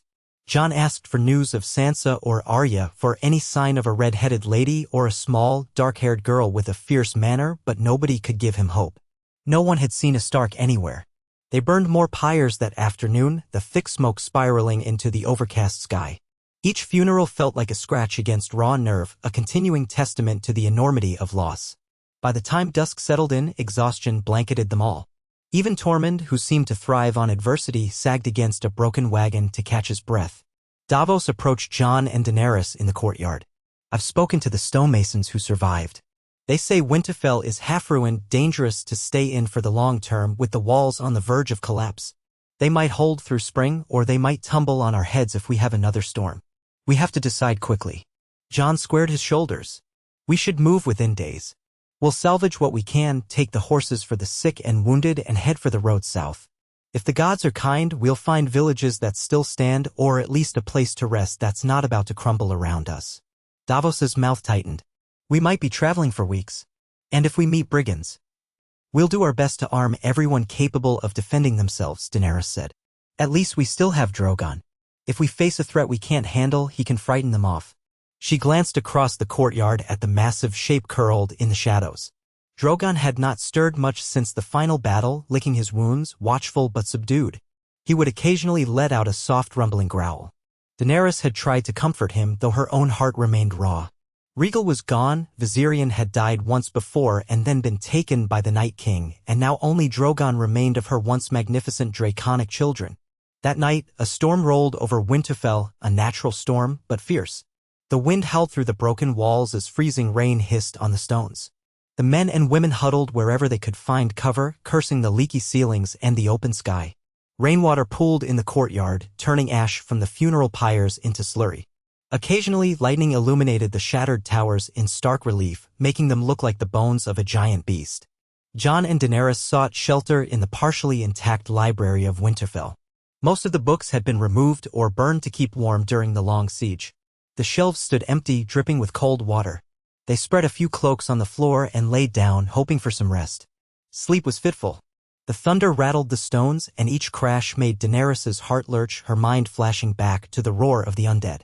Jon, for his part, dozed off only to wake with a gasp, his hand reflexively reaching for a sword that wasn't there. Late in the night, Daenerys rose, cradling her injured arm as she stepped out into the corridor. She found her way to the godwood, ignoring the chill that seeped through her wet boots. The heart tree loomed ghost-like, bark flecked with ice. Its carved face watched her in the dark, those eyes that once poured red sap now empty and cold. She bowed her head, not quite sure to whom she prayed. Maybe the old gods, maybe whatever deity would listen. She felt a profound sorrow pressing down on her, so many lost, so many hopes dashed. Somewhere deep inside, though, a new determination simmered. The realm was not yet beyond saving. The living had not survived the long night only to give up now. She let her thoughts go to Drogo, to Yora, to Missandei, to all who had died for her cause. She thought of Bran, who had given them that final moment to destroy the Night King. For all the grief swirling inside her, she felt that glimmer of purpose. If life continued, they must guide it, rebuild it. Her illusions of a triumphant conquest were gone, replaced by a quieter, fiercer resolve to protect what remained. Jon found her there, eventually. He wore a damp cloak, his hair plastered to his head, face haggard. Without speaking, he took her uninjured hand. They stood together under the dripping branches, each lost in private grief, yet sharing the simple comfort of each other's presence. By the time dawn crept over the horizon, the storm had passed, leaving the wreckage glittering with frost. Pools of water lay in the broken courtyards, reflecting a sky bruised with lingering clouds. The living stirred themselves. A few men had been assigned to keep watch for any sign of approaching threats, though none came. The armies of the dead were truly gone, and no living army had survived in the north to march on them. The entire country felt hollow. Over the next 3 days, Jon and Daenerys worked with the stonemasons, soldiers, and small folk to make final preparations. They loaded carts with food, bedding, clothing, everything that could be salvaged. They scoured the castle for it. Why last survivors trapped in cellars or storerooms? To Jon's sorrow, they found none. They did find a few caches of old seeds, a small store of precious salt, some hidden compartments with half-rotten grain. They took it all. Daenerys flew Drogon across the immediate surroundings twice, scanning the distant farmland. Most of it was covered in ice and snow, the villages either burned or abandoned. She saw no sign of fresh enemies. Nor did she see any trace of a living Stark. She began to accept that if Sansa and Arya were out there, they were far beyond Winterfell now, if they had survived at all. At last, the day came to depart. The castle courtyard was a somber scene of battered wagons and exhausted people. Children huddled together in the chill air. A handful of half-starved horses shuffled restlessly. Nearly everyone bore some wound from the battles, bandaged arms, limps, bruises, missing fingers, or ears lost to frostbite. Yet they formed lines, ready to move. Jon stood at the front with Daenerys, Tormund, and Davos. The second group in line was made up of mothers, children, and the wounded. Those few who remained healthy would guard them on the road. A handful of war-weary men would try to drive the wagons. Tormund insisted on leading the scouting party ahead on foot. He refused to ride a horse, grumbling that he trusted his own legs better. Davos would remain near Jon as an advisor, while Daenerys intended to take to the air with Drogon as often as possible to check the path ahead. Before they set off, Jon turned to face the remnants of House Stark's ancestral home. The old walls had stood for thousands of years, and now it felt as though they might crumble at any moment. He remembered the courtyard bustling with Stark soldiers, the banners flapping in the wind, the training yard where he and Robb had practiced swordplay under their father's watchful eye. He felt as though he was saying goodbye to a loved one for the last time. "I'm sorry," he whispered, not sure if he spoke to Winterfell itself or the ghosts of his family. Then he clenched his jaw and mounted one of the few horses they had left. The makeshift caravan moved out of the castle gates. Their steps were slow, accompanied by the groan of wagon wheels and the shuffle of feet through slush and rubble. Overhead, the sky was a dull gray. A cold wind bit at their faces, but at least it carried no sign of that unearthly chill that once heralded the dead. In the rear, a band of survivors paused for a final moment, gazing back. Then, with silent resignation, they turned their backs on Winterfell, leaving it behind like a mausoleum of memories. They headed south. For hours, they trudged along the King's Road that was half buried in snow. Jon rode near the front, scanning the horizon for any sign of danger. Daenerys circled overhead on Drogon, the dragon's shadow occasionally sweeping across the column. Though Drogon's presence was reassuring, it also stirred a flicker of fear among some of the small folk who had never grown accustomed to such a beast. Still, no one complained openly. The journey was arduous. The road had not seen travelers for some time. Fallen trees and drifted snow forced them to make detours across broken terrain. More than once, they had to unload a wagon stuck in the mud, push it free by brute strength, then reload the supplies. The horses were near exhaustion, and the men fared no better. At night, they made camp along the roadside if they could find any patch of shelter, a stand of trees, an overhang of rock. They posted guards. Daenerys and Jon took turns comforting the children and the wounded, ensuring they ate what little rations they had. Tormund told wildling tales around a small fire, his voice subdued compared to his usual boisterous manner.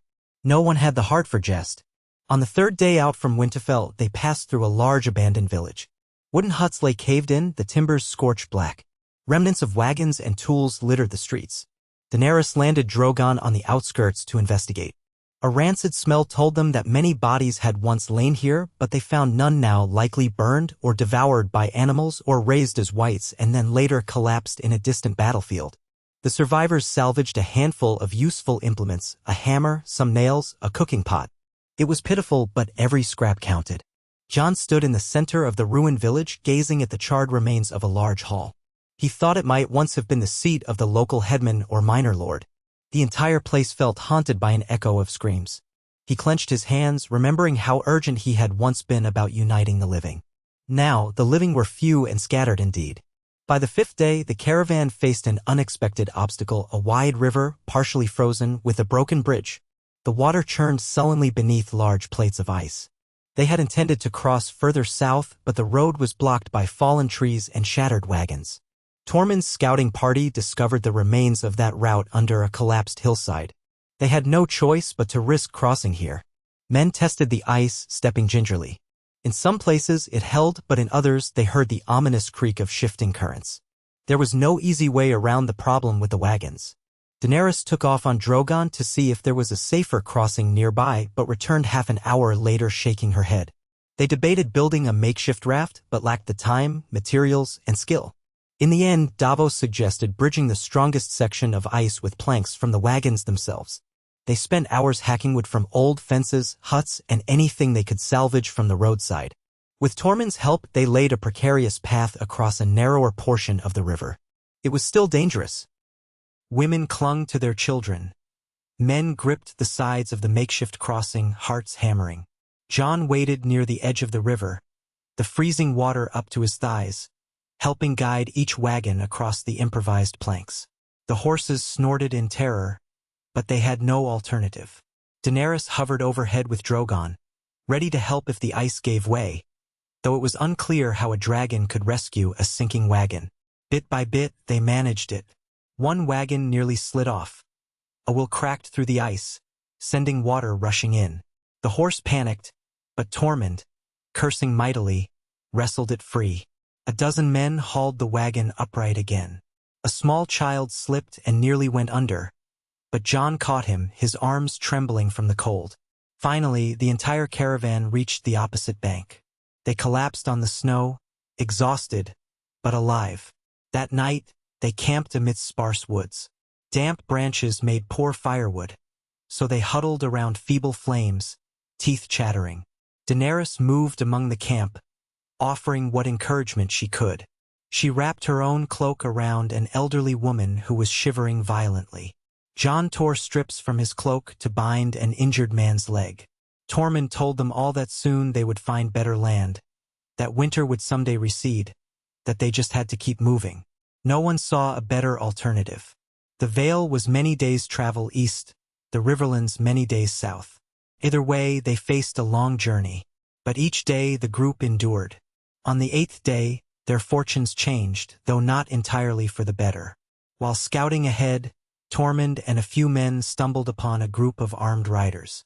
The men wore patched armor and carried crude weapons. They looked more like brigands than soldiers. At first, both sides raised bows and swords, each unsure if the other was friend or foe. Jon and Davos rode up quickly, with Daenerys overhead. The band of riders, perhaps 15 in number, eyed Drogon warily.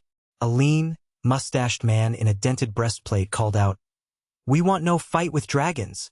Jon halted, raising his hands in a show of peace. "We are survivors from Winterfell, heading south." "Who are you?" The man's eyes flicked between Jon and the circling dragon. "Survivors from the war. Mercenaries, if you like." He gave a rueful laugh. "But more than that, we're just hungry men looking for a safe place. We lost half our company when the dead came." The tension eased, though only somewhat. Tormund, with his hair bright against the snow, muttered, "Mercenaries? You'd better not be planning to rob us." A big man behind the mustached leader spat. "No good in robbing folks who have nothing." Jon surveyed them. They looked exhausted, battered, the horses underfed, the men wearing mismatched scraps. "We don't have much, but we could use every sword if trouble finds us." The leader seemed hesitant, glancing at Daenerys above. "You folks have a dragon, might be safer traveling with you. Maybe you'll even give us a bit of bread." The uneasy alliance was formed. The mercenaries joined the caravan. They had a few provisions of their own, dried meat of questionable origin, but it was better than nothing. They admitted they had considered raiding small villages to survive but had found only ruins. When they discovered that Daenerys was, in fact, the Targaryen queen, they were visibly stunned. Some even tried to kneel, though she waved them off. Thus, the caravan grew slightly in number and with it, the chance of trouble. That night, as they made camp on the far side of a broken mill, Jon insisted on doubling the watch. He and Tormund kept an eye on the mercenaries. No matter how hungry or desperate these men were, they could be a threat if they decided to seize anything by force. Davos quietly told Jon, "We'll want to keep them in front of us on the road if possible. No need for them to scout behind. Let's not place knives at our backs." Jon agreed, though a part of him felt guilty treating potential allies with suspicion. Still, the times demanded caution. They had come too far, through too much, to be undone by bandits. 2 more days passed in grinding, weary travel. The landscape began to shift slightly. The snow was less deep, revealing patches of cold brown earth. Some trees had budding leaves as if uncertain whether to welcome spring. The group started to see occasional signs of old farmland, stone fences, battered scarecrows, the remains of a barn. Still, no living inhabitants greeted them. One evening, Daenerys spotted a small holdfast in the distance, perched on a gentle rise. Smoke rose from its chimneys. Hope flared, perhaps here, at last, were living souls. She signaled Jon, and a few of them advanced carefully, leaving the caravan behind. As they approached, they raised a white scrap of cloth to show peaceful intentions. From the holdfast walls, a guard shouted at them. They made out a banner, a flayed man on pinkish cloth, the sigil of House Bolton. Jon felt a surge of revulsion. House Bolton had been traitors, had inflicted untold atrocities on the north. Ramsay Bolton had died. That line should have ended. Yet here were remnants, or perhaps some lesser bannermen who still clung to the old banner. The guard let fly an arrow in warning which thudded into the ground near Jon's horse. Daenerys, perched on Drogon overhead, roared, "We come in peace. You stand against the rightful queen of the 7 kingdoms." A hush fell. Then the guard called, "I don't care who you say you are. We have no food for travelers. Begone." Jon exchanged a glance with Daenerys. She looked furious, but she hissed, "We can't provoke a fight. If they have supplies, we need them. But we can't become raiders." Jon rode forward cautiously, raising his voice. "We have wounded and children. Please, if you have any kindness left." Another arrow whistled past, forcing him to jerk the reins. It missed by mere inches. Daenerys stiffened and Drogon snarled, a rumbling sound that made the stones tremble. The guard on the wall wavered. "Leave," the guard shouted, though his voice shook. "We've barely enough for ourselves."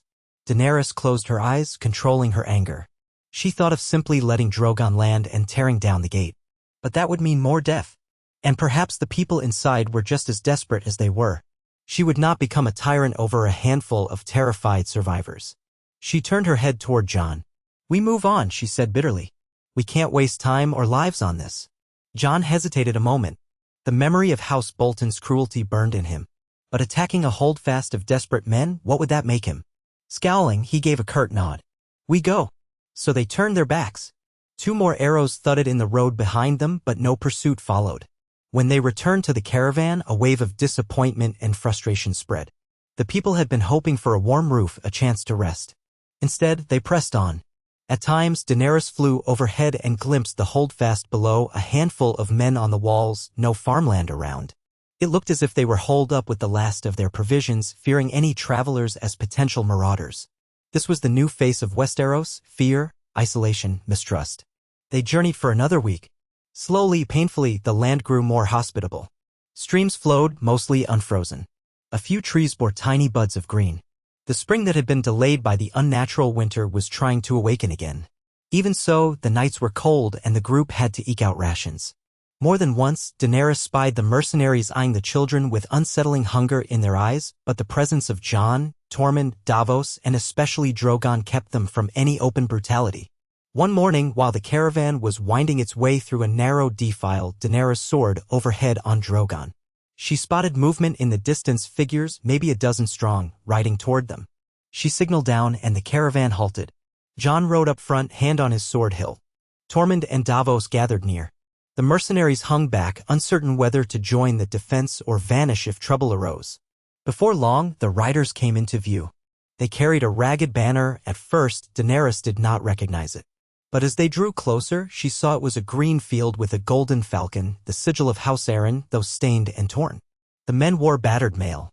Leading them was a tall knight with thinning hair and a grim expression. Jon rode out to meet him. "Are you from the Eyrie?"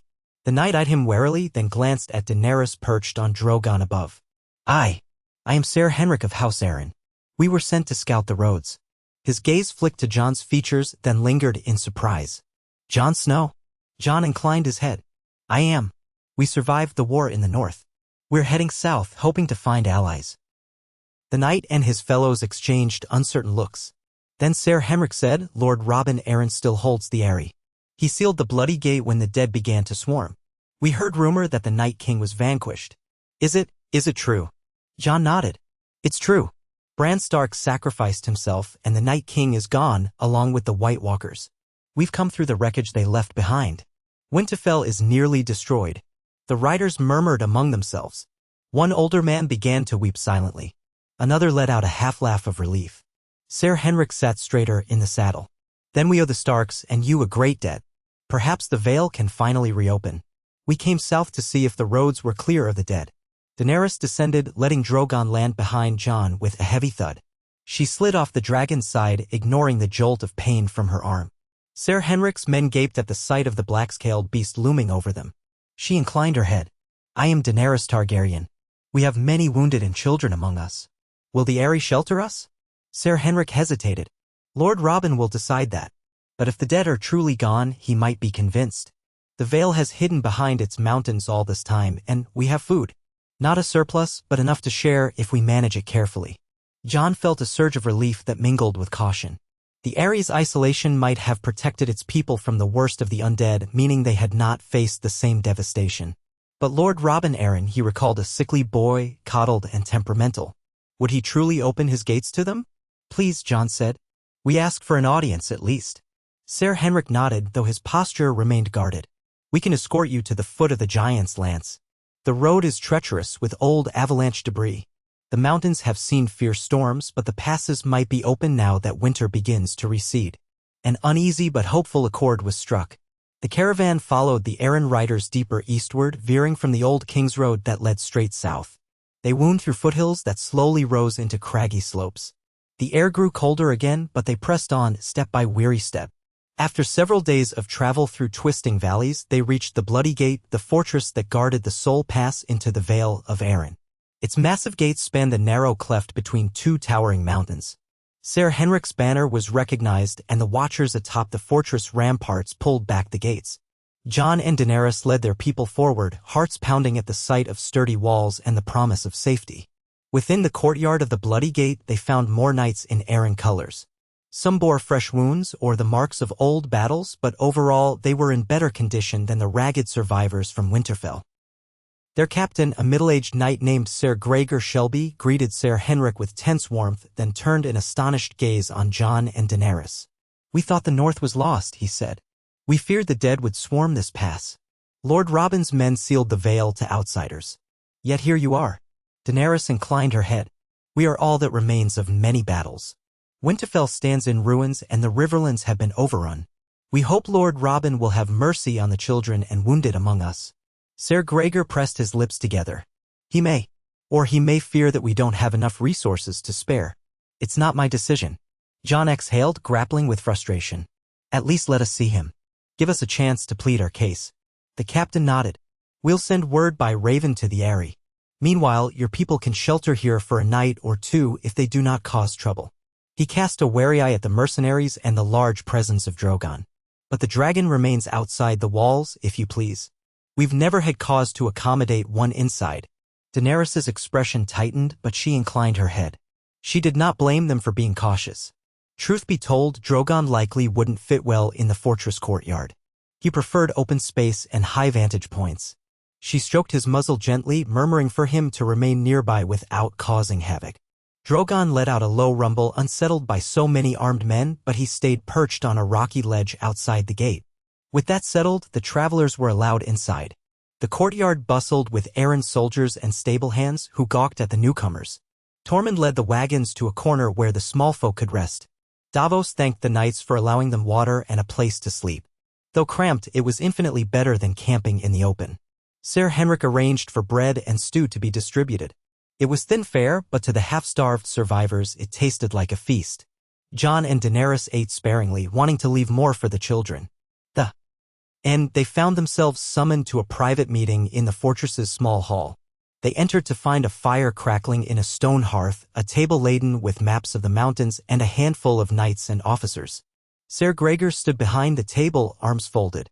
Ser Henrik was there as well, along with a half-dozen men in Arryn blue. They bade Jon and Daenerys sit. One young knight with a hawkish nose spoke first. Lord Robin has been cautious. Since the day we learned of the fall of Winterfell, we've locked the pass. We know how Stark had marched north to fight the dead. We never imagined any would return. Now you say the Night King is truly gone. Jon nodded. Gone, yes. Bran Stark was taken, corrupted, but in the end we drove a dagger of dragonglass through his heart. The Night King's hold ended. All the whites collapsed and the White Walkers crumbled into ice. We traveled south through devastation. No undead remain. But the realm is in ruins. The knights exchanged glances. Ser Gregor let out a slow breath. We've had no direct attacks here, but we heard rumors from travelers that the north was undone, that the dead roamed the riverlands. When those rumors grew dire, Lord Robin sealed the veil to preserve our strength. We believed we might be the last holdout if the rest of Westeros fell. Daenerys managed a bitter half-smile. You weren't wrong to protect yourselves. But the threat is ended now, and Westeros needs to rebuild. The Vale has fresh farmland, or so we've heard. Will you help us? The knights looked uneasy. One said, our farmland remains, but the winter was harsh and the storms fierce. We have lost some crops, though we still fare better than most. We can sustain ourselves, but feeding hundreds of refugees. Jon's voice hardened, though not unkindly. We have no wish to impose. But these people have nowhere else. Many of them are northerners who've lost everything. Will Lord Robin turn away his own countrymen? A hush fell. Ser Henrik folded his arms. We are loyal to House Arryn, but we remember the old allegiance to the Starks as well. We do not lightly forsake our neighbor to the north. Ser Gregor fiddled with the hilt of his sword, clearly torn. We can send a message to the Eyrie at once. Lord Robin and his advisors must decide. The journey up the mountain to the Eyrie is dangerous, especially in these conditions. If he grants you an audience, you must go in small numbers. Bringing an entire caravan that high would be madness. Daenerys exchanged a glance with Jon. They understood the precariousness of the situation. But they had come too far to be turned away again. We await his summons, she said quietly. In the meantime, our people need rest. Thank you for granting us even this. That night, they slept within the fortress walls. It was the first time in weeks they'd had proper shelter from the cold winds. Jon and Daenerys were given a small chamber with a modest bed. The feel of a real mattress under them was almost disorienting. Yet weariness pulled them into slumber swiftly. Jon dreamed of Winterfell again, Bran smiling at him from a tower window, calling for him to come train in the yard. Then the tower fell away, replaced by swirling white. He jolted awake in the dark, heart pounding. Daenerys stirred beside him, her brow knitted. She, too, was haunted by nightmares of the dead. They drew closer under the thin blanket, reassuring each other with gentle touches. By dawn, news arrived. Lord Robin had agreed to see them in the Eyrie if they could brave the mountain path. He would allow Jon Snow and Daenerys Targaryen, no more than a handful of companions, to ascend to the castle. The rest of the caravan would remain at the Bloody Gate under guard until a final decision was made. Jon and Daenerys wasted no time. They selected Davos, Tormund, and Ser Henrik as escorts. Davos insisted on coming to speak to the Vale's leadership with them. Tormund refused to be left behind. He grumbled that he'd had enough of waiting and he would not trust any milk-blooded lord without seeing him face to face. Jon thought it unwise at first, but he knew Tormund's counsel was valuable and the big man's unwavering loyalty would be a comfort. They informed the caravan of their plan. Many worried they would be denied, cast out into the cold again, but Jon promised they would not abandon anyone. He and Daenerys prepared to ascend the mountain that very day. Drogon would follow from the air, though the approach to the Eyrie was steep and narrow. The trek up the mountain trail was grueling. The path switchbacked across sheer cliffs, littered with scree and patches of ice. In some places, crumbling steps carved into the rock were all that kept them from plunging into the valley. Tormund cursed the entire time, muttering that the free folk never would have built a fortress so high. Davos clutched the rocky walls, breathing heavily. Even Ser Henrik, who had made this climb before, moved with careful precision. Daenerys, favoring her injured arm, found the journey agonizing. Yet she gritted her teeth and pressed on, determined to meet the man who held her people's fate in his hands. From time to time, Drogon soared overhead, letting out echoing cries that reverberated off the cliffs. The Vale Knights posted along the path eyed the dragon with apprehension but allowed them passage. At last, after hours of climbing, they reached the top. There stood the Eyrie, perched like a white stone eagle upon the mountain peak. Its walls and towers gleamed, partially coated in snow. The famed moon door awaited within, the very place where Lord Robin had once threatened to make people fly. They were escorted inside, through the courtyard where Vale Knights stood watch with pikes, past the gardens that somehow clung to life in the high altitude. Servants gawked at Daenerys's silver-gold hair and at Jon's worn Stark-like features. Tormund grumbled about the thin air. At length they arrived at the high hall. Robin Arryn sat on a tall seat, flanked by a handful of older lords and ladies. He was no longer the sickly boy Jon remembered from the stories. He was older now, though still thin and pale, with a somewhat nervous demeanor. His hair was shoulder-length, and his eyes darted about anxiously. The men at his side included bronze-skinned Lord Royce, wearing traditional Vale armor, and Lady Anya Waynwood, her face drawn but stern. Several other minor lords hovered behind them. Jon, Daenerys, Davos, Tormund, and Ser Henrik approached. They bowed or inclined their heads, though Tormund merely gave a curt nod. Robin Arryn gazed at them with a mixture of curiosity and apprehension, particularly at Tormund's wild appearance and Daenerys's regal bearing. "So," Robin said after a tense pause, his voice higher than Jon expected for a man grown. "You've come from the north, you say? The Night King is truly gone." Jon stepped forward. "Yes, my lord. We drove a dagger of dragonglass through him. Their army collapsed. The dead are no more." An excited murmur spread among the lords. Robin's eyes widened. "Then, the Vale is safe?" Daenerys's voice was firm. "Safe from the dead, yes. But winter is not over, and the realm is in ruins. We ask for your aid, my lord. We have hundreds of survivors at the Bloody Gate, women, children, wounded. Will you offer them shelter?" Lord Royce, wearing a deep frown, folded his arms. "We can barely feed our own. We had a difficult winter, though not as dire as the rest of Westeros. Sharing our stores may leave us vulnerable to famine." Tormund snorted. "Better famine than letting children starve in the cold. You have a roof over your head, a sturdy castle, and full bellies from the look of you. We marched half of Westeros with corpses nipping at our heels." A collective gasp rose at Tormund's impertinence. Davos shot him a warning glare, but Lord Robin seemed more intrigued than offended. His lips twitched. We sealed ourselves away to survive. Mother always said the Eyrie was unassailable. Now she's gone, and I've had to make decisions to keep my people alive." Jon nodded. "We understand you must protect your own, but the threat of the Night King is ended. The realm must come together again, or we'll face chaos. If Westeros remains fractured, more wars, more raiders, more suffering will follow." Lady Anya Waynwood's sharp gaze flicked between Jon and Daenerys. "I recall your father, Jon Snow, Eddard Stark, a good man. If he were here, we'd open our gates to him without question. But times are changed.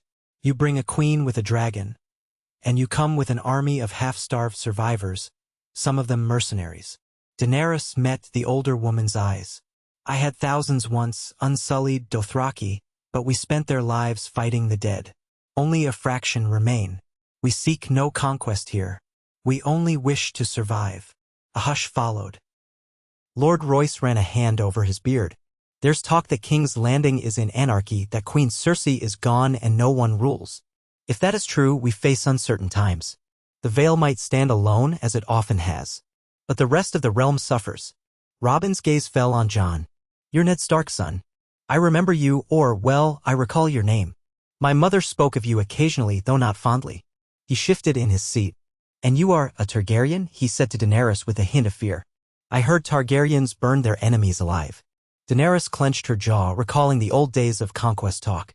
"I have, but only those who refused to lay down arms and slaughter the innocent. That was war. This is survival." Robin looked uncertain, glancing at Lord Royce, who gave a small nod.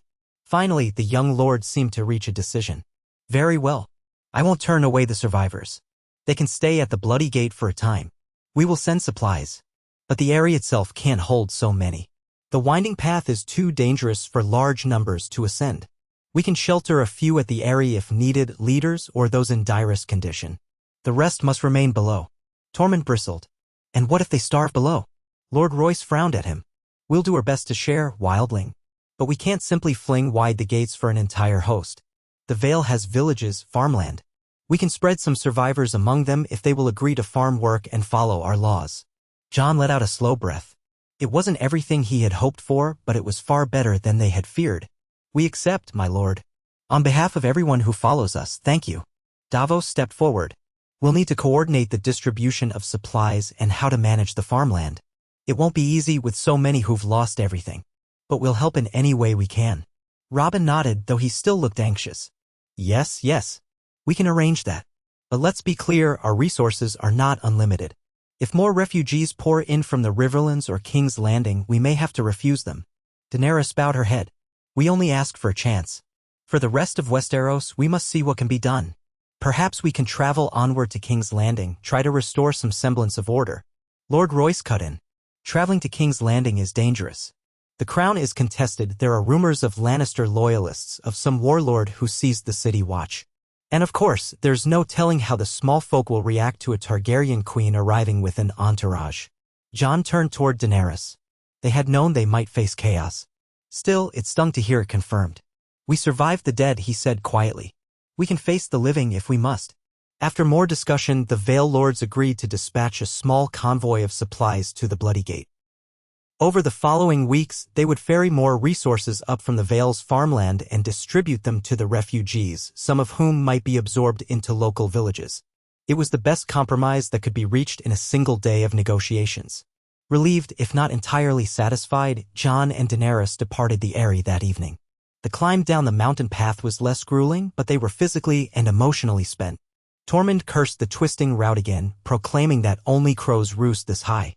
Even Davos, unsteady on his feet, joked that he'd never take a flight of stairs for granted again. They returned to the Bloody Gate where anxious refugees awaited word. When Jon announced that the Vale would provide shelter and some food, a subdued cheer went up. People wept tears of relief, hugging each other. It was not a permanent solution, but for the first time in weeks, they could hope to fill their bellies and rest behind sturdy walls. That night, Daenerys stood on the battlements, gazing out over the moonlit valley. She could see faint lights in the distance from farming hamlets.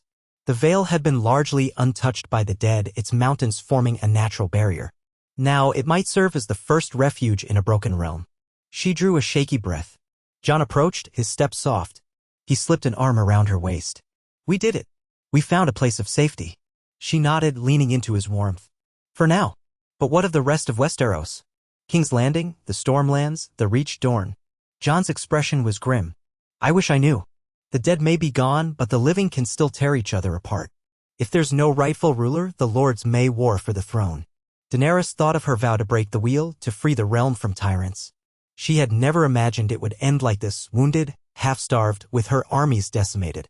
Her eyes flicked to the sky where Drogon glided in lazy circles over the fortress. Perhaps we can still unite them, she said softly. We have to try. He pressed a kiss to her temple. Aye. Once our people are safe, we'll travel to King's Landing. We can't abandon the rest of the realm to chaos. She turned to him. If it comes to it, will you claim the throne, Jon? You have the stronger blood right than I do if one goes by the old laws. He shook his head, pain in his eyes. I never wanted it. We will figure it out, Daenerys. One step at a time. In the weeks that followed, the arrangement with the Vale took shape. Shipments of grain and salted meats arrived from the green valleys below, along with a handful of carpenters and blacksmiths. The refugees at the Bloody Gate, who had endured so much, helped in repairing outbuildings and fortifying the pass. They dug new latrines, built new shelters from salvaged wood. Families huddled together at night in what warmth they could manage, but at least no one froze in the open. A small garrison of Vale Knights kept watch, ensuring the refugees did not revolt or cause chaos. Tormund nearly came to blows with them on more than one occasion when they acted overly harsh, but Davos managed to keep the peace, smoothing over tensions. Daenerys moved among the survivors, offering words of encouragement.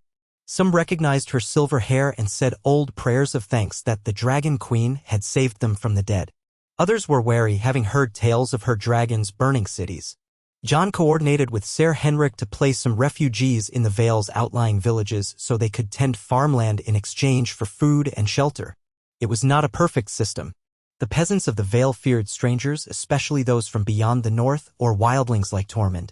But desperation forced them to accept new hands for the fields. With spring at last thawing the ground, they needed laborers to plant the crops. If they succeeded, there might be enough grain come harvest to feed everyone. Meanwhile, news trickled in from beyond the Vale. Occasional travelers reported that the riverlands were still largely empty. Some knights claimed to have ventured as far as the crossroads Inn, finding it abandoned. A rumor spread that a band of Ironborn had sailed into the Trident, looting what was left, though no one knew for sure. Another rumor said a Dornish army was mobilizing, perhaps to claim territory in the chaos. More concerning, word came of a power struggle in King's Landing. With no monarch on the Iron Throne, factions fought in the streets. The Gold Cloaks had splintered, some supporting a self-proclaimed Lord Protector, others deserting entirely. Houses that once swore fealty to the crown were bickering or ignoring the capital. If the city did not starve, it might tear itself apart. This could not go on forever. If the realm was to avoid descending into perpetual violence, someone had to bring stability. Jon and Daenerys knew what that meant. Yet they hesitated, mindful of how vulnerable they and their people still were. Even with the Vale's help, their resources were limited. Drogon remained a powerful asset, but her armies were nearly gone. Their friends and allies scattered or dead. And if they came to King's Landing demanding fealty, they might spark fresh war. Time passed. Days blurred into weeks, weeks into more than a month. The refugees slowly regained strength on Vale rations. A few births occurred in the Bloody Gate's makeshift huts, each new cry of an infant a testament that life endured. The weather grew milder, the snows receding from the lower slopes. Even up at the fortress, the cold was less biting. Mountainsides bloomed with scrubby green. Jon and Daenerys spent their days overseeing the distribution of labor, settling disputes, and meeting Vale lords who traveled up to see what was happening. Some came out of curiosity, some out of fear, and some genuinely wanting to help. Bit by bit, relations improved. Daenerys sometimes walked the ramparts, remembering how she once dreamed of swooping into Westeros with unstoppable might. Now, her strength came from cooperation and the shared trauma of surviving the dead. One morning, as Jon was checking the storehouse inventory with Davos, a messenger arrived on a sweating horse. He was a young Vale squire, dust-covered and out of breath, clutching a letter. Jon took it, noticing the seal of House Grafton of Gulltown. He read quickly, a frown deepening on his brow. Then he looked up at Davos. They say that ships have arrived in Gulltown bearing survivors from King's Landing. They paint a grim picture, open warfare in the streets, looting, murder. The Red Keep is sealed off by some self-styled warden. And the Iron Throne stands empty. Davos's face tightened. So it's as bad as we feared. Jon nodded. According to this, the city begs for food, but none comes. Disease is starting to spread. Without leadership, the chaos will only grow. Davos drew a slow breath. Seems the time has come then. If we don't move to restore order, some other warlord will. And the realm will bleed again. Jon found Daenerys near the stables, where a few Vale farmers were harnessing mules for transport. She listened as he relayed the news from Gulltown, her face going still. After a moment, she placed a hand against Drogon's scaled flank. So be it, she said quietly. We'll go to King's Landing. But not to conquer, just to restore peace and feed the people if we can. We must show them we come as protectors, not destroyers. Jon nodded gravely. We'll need an escort. Not a large force, but enough to dissuade brigands on the road. Davos, Tormund, a few loyal knights from the Vale. We can't leave the refugees unprotected, so we'll have to divide our strength. Daenerys gazed at the fortress walls. The small folk here have some measure of safety. The Vale lords may not be entirely kind, but they'll keep feeding them as promised. We'll leave a few of our best men to ensure the Vale keeps its word. The rest of us push on. That night, the Y presented their plan to Lord Robin Arryn and the assembled Vale lords. Many objected to any Vale knights leaving the region. Some insisted they needed every man to tend their own fields, to guard their own roads. But Ser Henrik spoke on Jon and Daenerys' behalf, reminding them that chaos in King's Landing would inevitably ripple outward. If the capital fell under the sway of another tyrant, the Vale might be threatened in due time. With reluctance, Lord Robin allowed a small contingent, 50 knights and men-at-arms, to accompany Jon and Daenerys. It was all they could spare, but it might be enough to protect them from bandits. Drogon's presence would serve as a mighty deterrent for anyone foolish enough to attack. Arrangements were made. Tormund, Davos, and the handful of unsullied survivors would all go. Some of the mercenaries, lured by the promise of possible coin in the capital, volunteered to join as well. A stout, middle-aged knight named Ser Roderick Stone took command of the Vale escort. He was not the highest ranked, but he was respected by the men, known to be both fair and bold in battle. Jon visited the caravans around the Bloody Gate that night, telling the refugees of his departure. Many were anxious about losing their protectors, but Jon assured them the Vale's arrangement would hold. They had the promise of Lord Robin Arryn for continued support. Those who wished to remain and farm in the Vale could do so. Those who eventually wished to return to the north, should it ever be rebuilt, would have that choice. It was a somber farewell. Some children clutched at Daenerys's cloak, begging her not to go. She knelt among them, reassuring them as best she could, gently explaining that she had to help the people south of here, too. Jon and Daenerys spent a last night in quiet reflection. They held each other close, remembering the weight of their responsibilities and the countless lives lost in the north. They rose before dawn, donned their traveling clothes and armor, and met their companions in the courtyard. Drogon perched on a rocky outcrop awaiting Daenerys's command. As the eastern sky lightened, the small force departed through the Bloody Gate, setting off on the winding road that led around the mountains, aiming toward the southern passes. It would be a weeks-long journey to King's Landing even if the roads were clear. And there was no guarantee they would be welcomed. Yet they went, driven by the conviction that leaving the capital to chaos would doom any hope of rebuilding Westeros. They traveled at a measured pace. Davos organized supply wagons. Ser Roderick kept a tight watch on the men, ensuring discipline. Tormund scouted ahead with a few wildlings who had survived the war, cheerful at the thought of seeing new lands, though he often grumbled that south of the Neck, everything smells like flowers and cow dung. The mercenaries hung near the rear, not fully trusted by the Vale Knights, but at least there were fewer open hostilities now than before. Once they left the Vale behind, the land opened into rolling plains and scattered woodlands. They came upon deserted hamlets, farmland left fallow. Occasionally, they met ragged peasants who fled at the sight of armed men, or travelers heading north in hopes that the Vale might feed them. Jon and Daenerys shared what meager information they could, warning that the Vale could not accept everyone, but it was safer than the war-torn roads further south.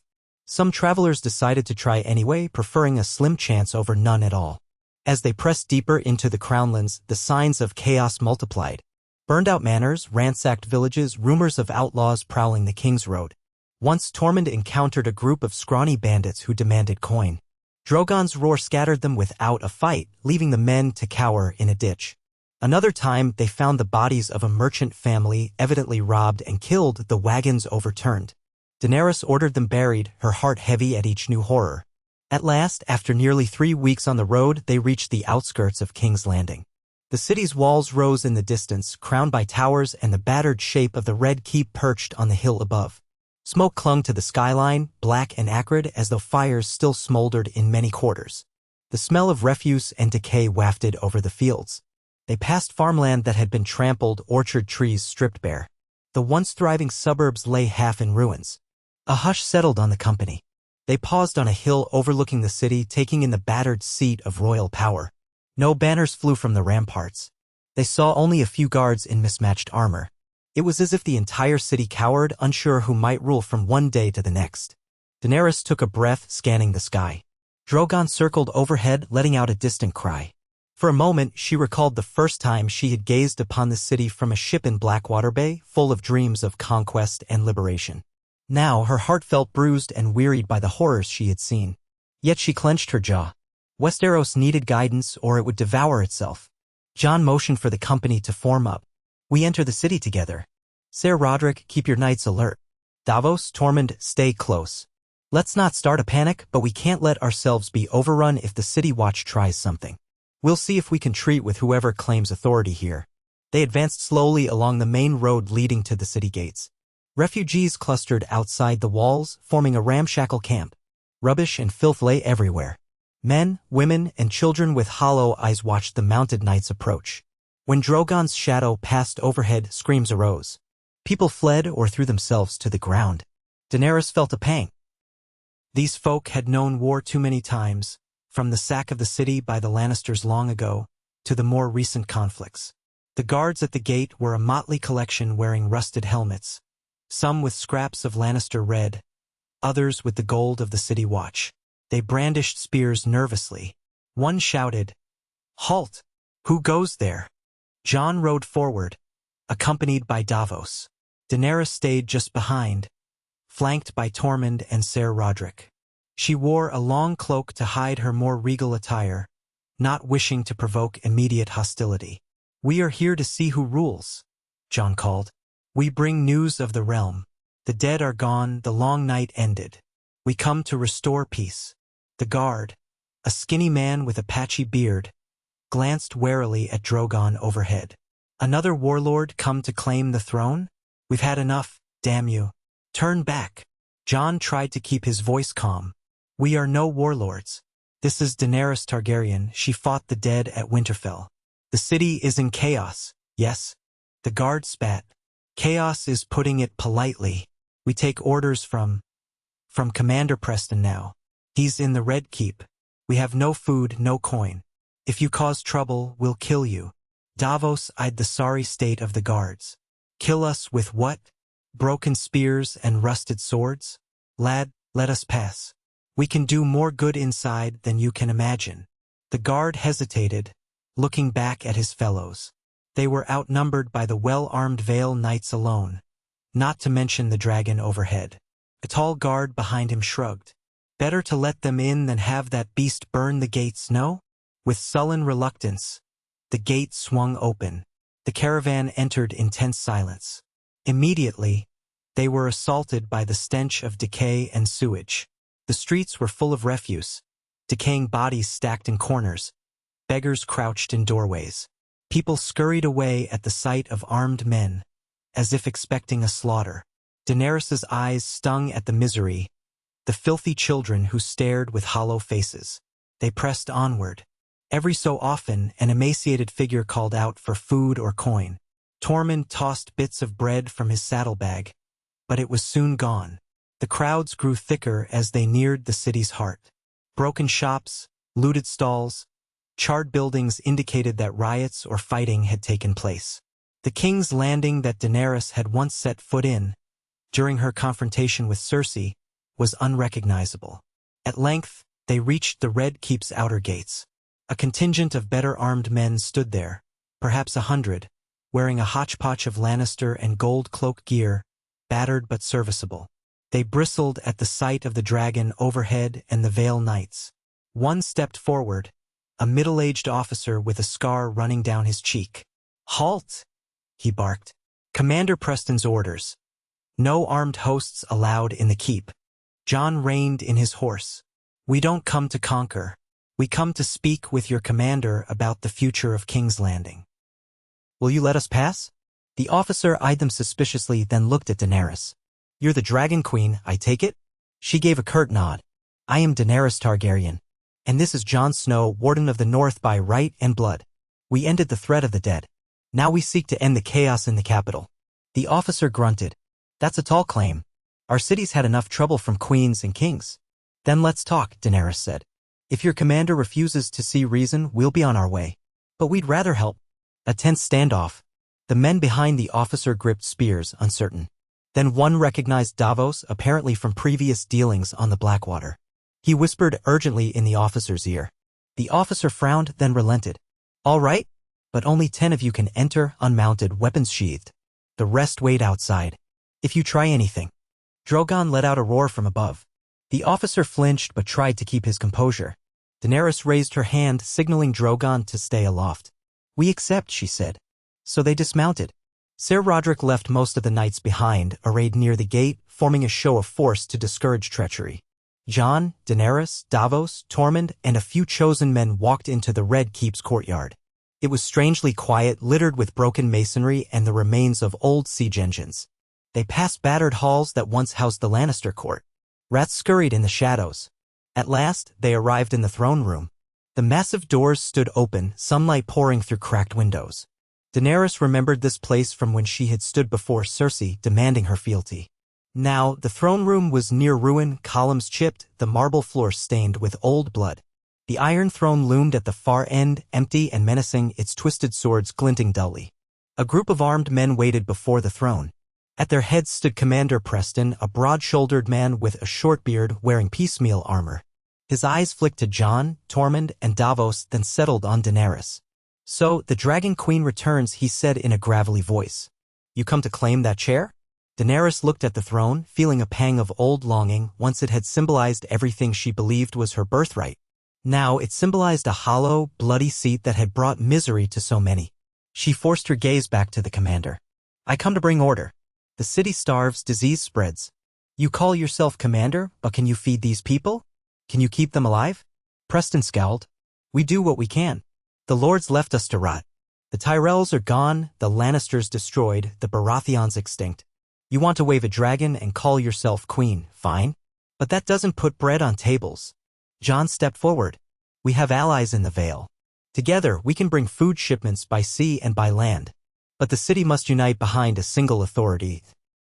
One who will not exploit them for personal gain." The men behind Preston shifted uneasily. Some looked hopeful at the mention of food, others hostile. One spat. "We had enough of queens with Cersei. Took our coin and left us to die." Daenerys stepped closer, ignoring Tormund's warning hand. "I am not Cersei. I fought the long night. I saw thousands die. If you let us help, we can break this cycle of misery." Preston studied her face. "Suppose we let you in. Suppose we hand over the city to you. Then what? We become your new foot soldiers? Or does your dragon roast those who disagree?" She met his gaze. "I won't lie to you. I have used dragonfire in war. But I have also bled for this realm. I have lost almost everyone I love. If I wanted to burn King's Landing, I could have done so already.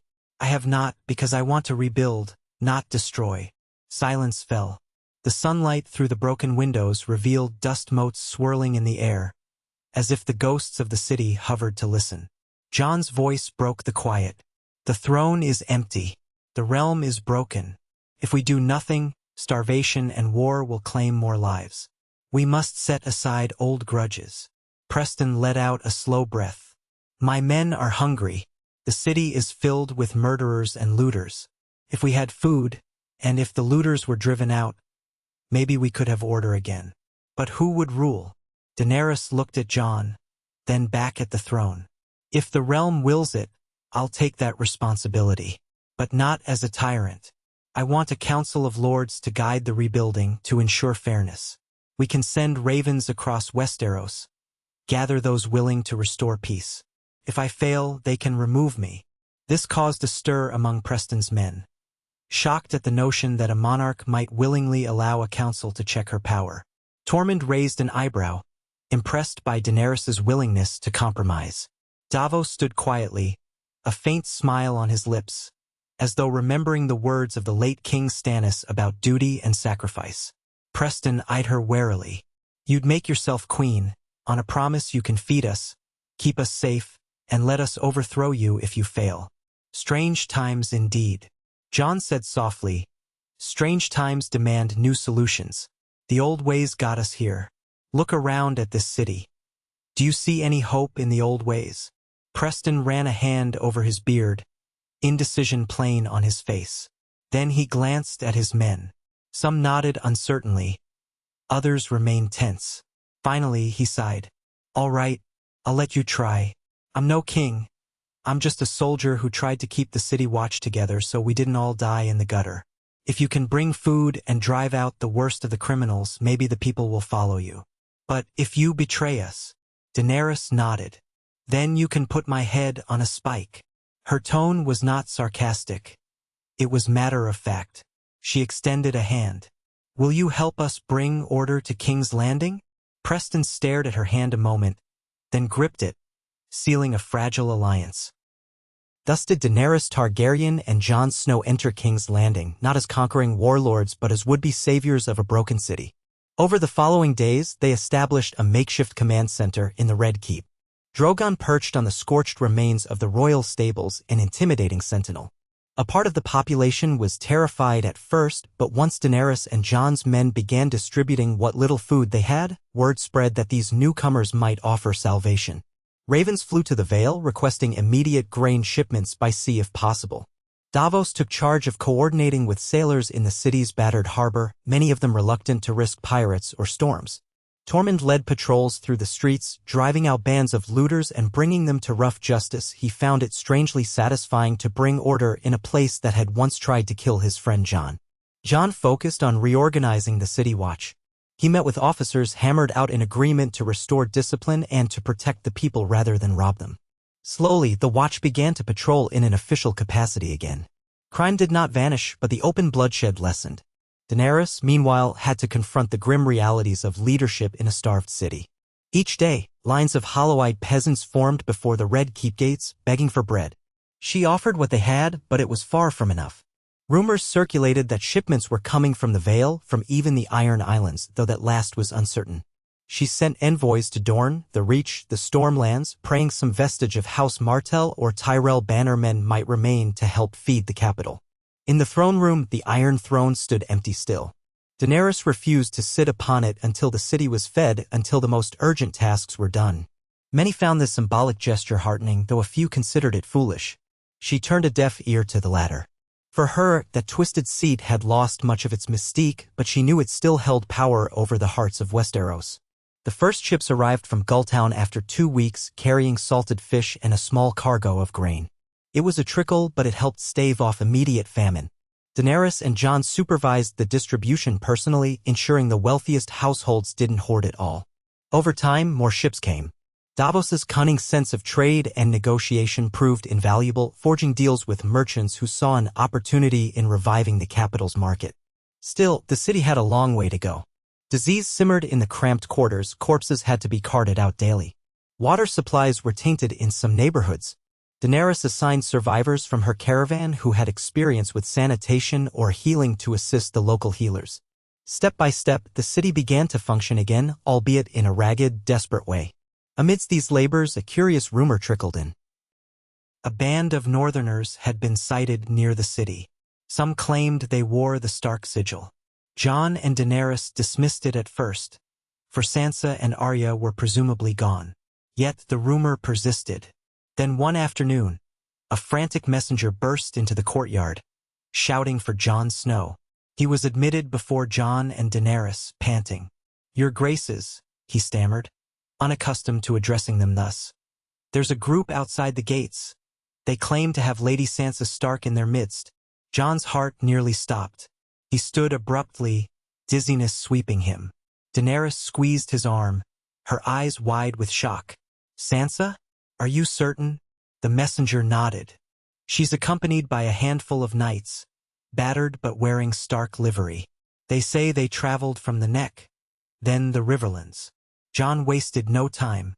He rushed to the gates, Daenerys by his side, ignoring their retinue's attempts to maintain decorum. Outside the city walls, indeed, stood a small band of riders, no more than 10. At the center, a woman dismounted. Her hair, once auburn, was now streaked with grime. She wore ragged clothing, her face gaunt, but her posture was unmistakably regal. "Sansa," Jon breathed, tears springing to his eyes. She saw him and broke into a run, colliding into his arms. For a moment, they clung to each other, sobbing.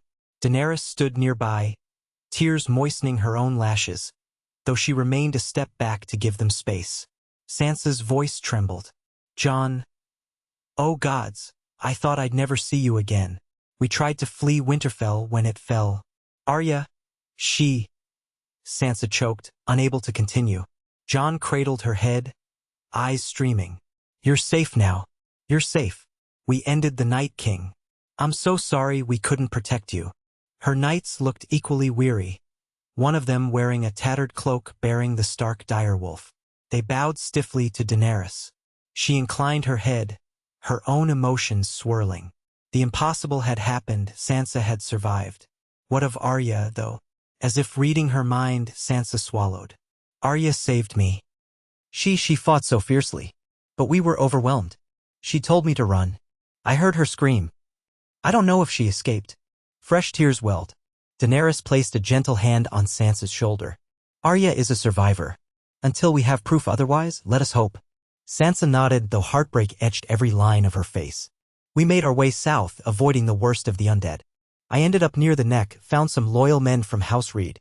They got us as far as Moat Cailin, which was overrun. We circled wide, eventually reached the Riverlands. Everywhere was destroyed. We heard word you might be in King's Landing, trying to restore order, so we came. Jon exhaled a long, shaky breath. You're here now. That's what matters. He turned to the others. Welcome. You'll have food and shelter. The city isn't what it was, but we're fighting for its people. Daenerys took Sansa's hands gently. My lady, you've been through horrors. But we stand together now to rebuild. The north, the south, no matter. We must heal these wounds. Sansa met Daenerys's gaze, and a flicker of old distrust flitted across her features, memories of how she had once doubted the Targaryen queen. But it passed, replaced by raw gratitude and relief. Yes. Thank you. They entered the city. A new wave of hope spread among the small folk, for the rumor that Lady Stark returned signaled that House Stark had not vanished after all. As the days passed, Sansa recovered her strength, though the haunting memory of Arya's last stand weighed on her. She joined Daenerys and Jon in their daily efforts to stabilize King's Landing, providing keen insight, for she had observed the pitfalls of politics in the north and beyond. Many found her a voice of reason, her natural poise commanding respect. Slowly, haltingly, a council formed around the three of them. Davos, Tormund, Commander Preston, and a rotating cast of local notables, merchants, minor lords, once influential courtiers. They plotted how to maintain a steady flow of supplies, how to restore trade routes, how to quell crime in the lawless districts. It was far from perfect. Corruption ran deep. But each day, more corners of the city came under control. Amid these labors, Daenerys stood in the throne room one evening after the setting sun cast the chamber in deep orange light. She gazed at the Iron Throne, remembering the day she had once touched its armrest in the House of the Undying, a vision, a prophecy. Now here it was, real and scarred. Jon approached quietly at her side. You've avoided it, he said softly, following her gaze to the throne. She nodded. I came to break the wheel, not climb it. But perhaps I must sit if it means giving the realm a single figurehead to unite behind. They won't follow a council alone. And we can't let another tyrant seize it. He studied her profile. They'll follow you more readily than me. You have the presence. And the rightful claim can be debated until we're all old, but you're the one they see as the Dragon Queen, the one who ended the long night. The realm needs that symbol. She let out a breath, glancing up at the twisted swords. And you, Jon? Will you stand beside me? He nodded without hesitation. Always. There, in the golden light of the dying day, Daenerys Targaryen ascended the short steps. The clang of her boots echoed on the battered marble. She paused before the Iron Throne, heart pounding with the memory of all those who had fought and died for this moment, of all the times she had wondered if the throne would ever be hers. Then, slowly she sat. A hush settled in the vast chamber. Jon watched, feeling the weight of history converge. This was not the triumphant coronation she had once imagined, with banners and fanfare. It was a sober, painful acceptance of responsibility amidst a city in ruins. Yet a quiet sense of resolution settled over them both. Daenerys's voice was soft, carrying nonetheless in the still air, we will unite this realm. End the suffering. And any who stand in the way of that mercy, we will show them no quarter. Jon stepped beside her, placing a hand on the arm of the throne. A new age forged in the ashes of the dead. Together. She reached for his hand, her palm cold against his. Together. Outside, in the city's broken streets, small folk lit lanterns against the coming night. Far in the distance, a single star glittered through the haze of the capital. The city still stank of death, of rotting dreams. But in the Red Keep, on that battered throne, Daenerys Targaryen and Jon Snow made a vow to protect the living, to guide them toward renewal. Beyond the walls, ravens would carry word to every corner of Westeros. The queen has taken the Iron Throne, with the Stark siblings at her side. The dead are vanquished, the city begins to stir. Would the lords rally or resist? Would fresh rebellions ignite? That was the future's burden. But in that moment, for a realm battered by endless war, a faint dawn glimmered. They would face 1,000 trials. They would weep over the lost, wonder at the unknown fate of Arya, and struggle to quell new unrest. But for now, they shared a single fragile victory. The living still drew breath, hope still flickered, and the shadows of the long night receded at last. The realm would endure, for they had chosen to make it so. And so the next chapter of Westeros began, written in tears and in promise, beneath the gaze of a queen and her king, united by love, by duty, and by the stubborn refusal to let the cold darkness claim them again.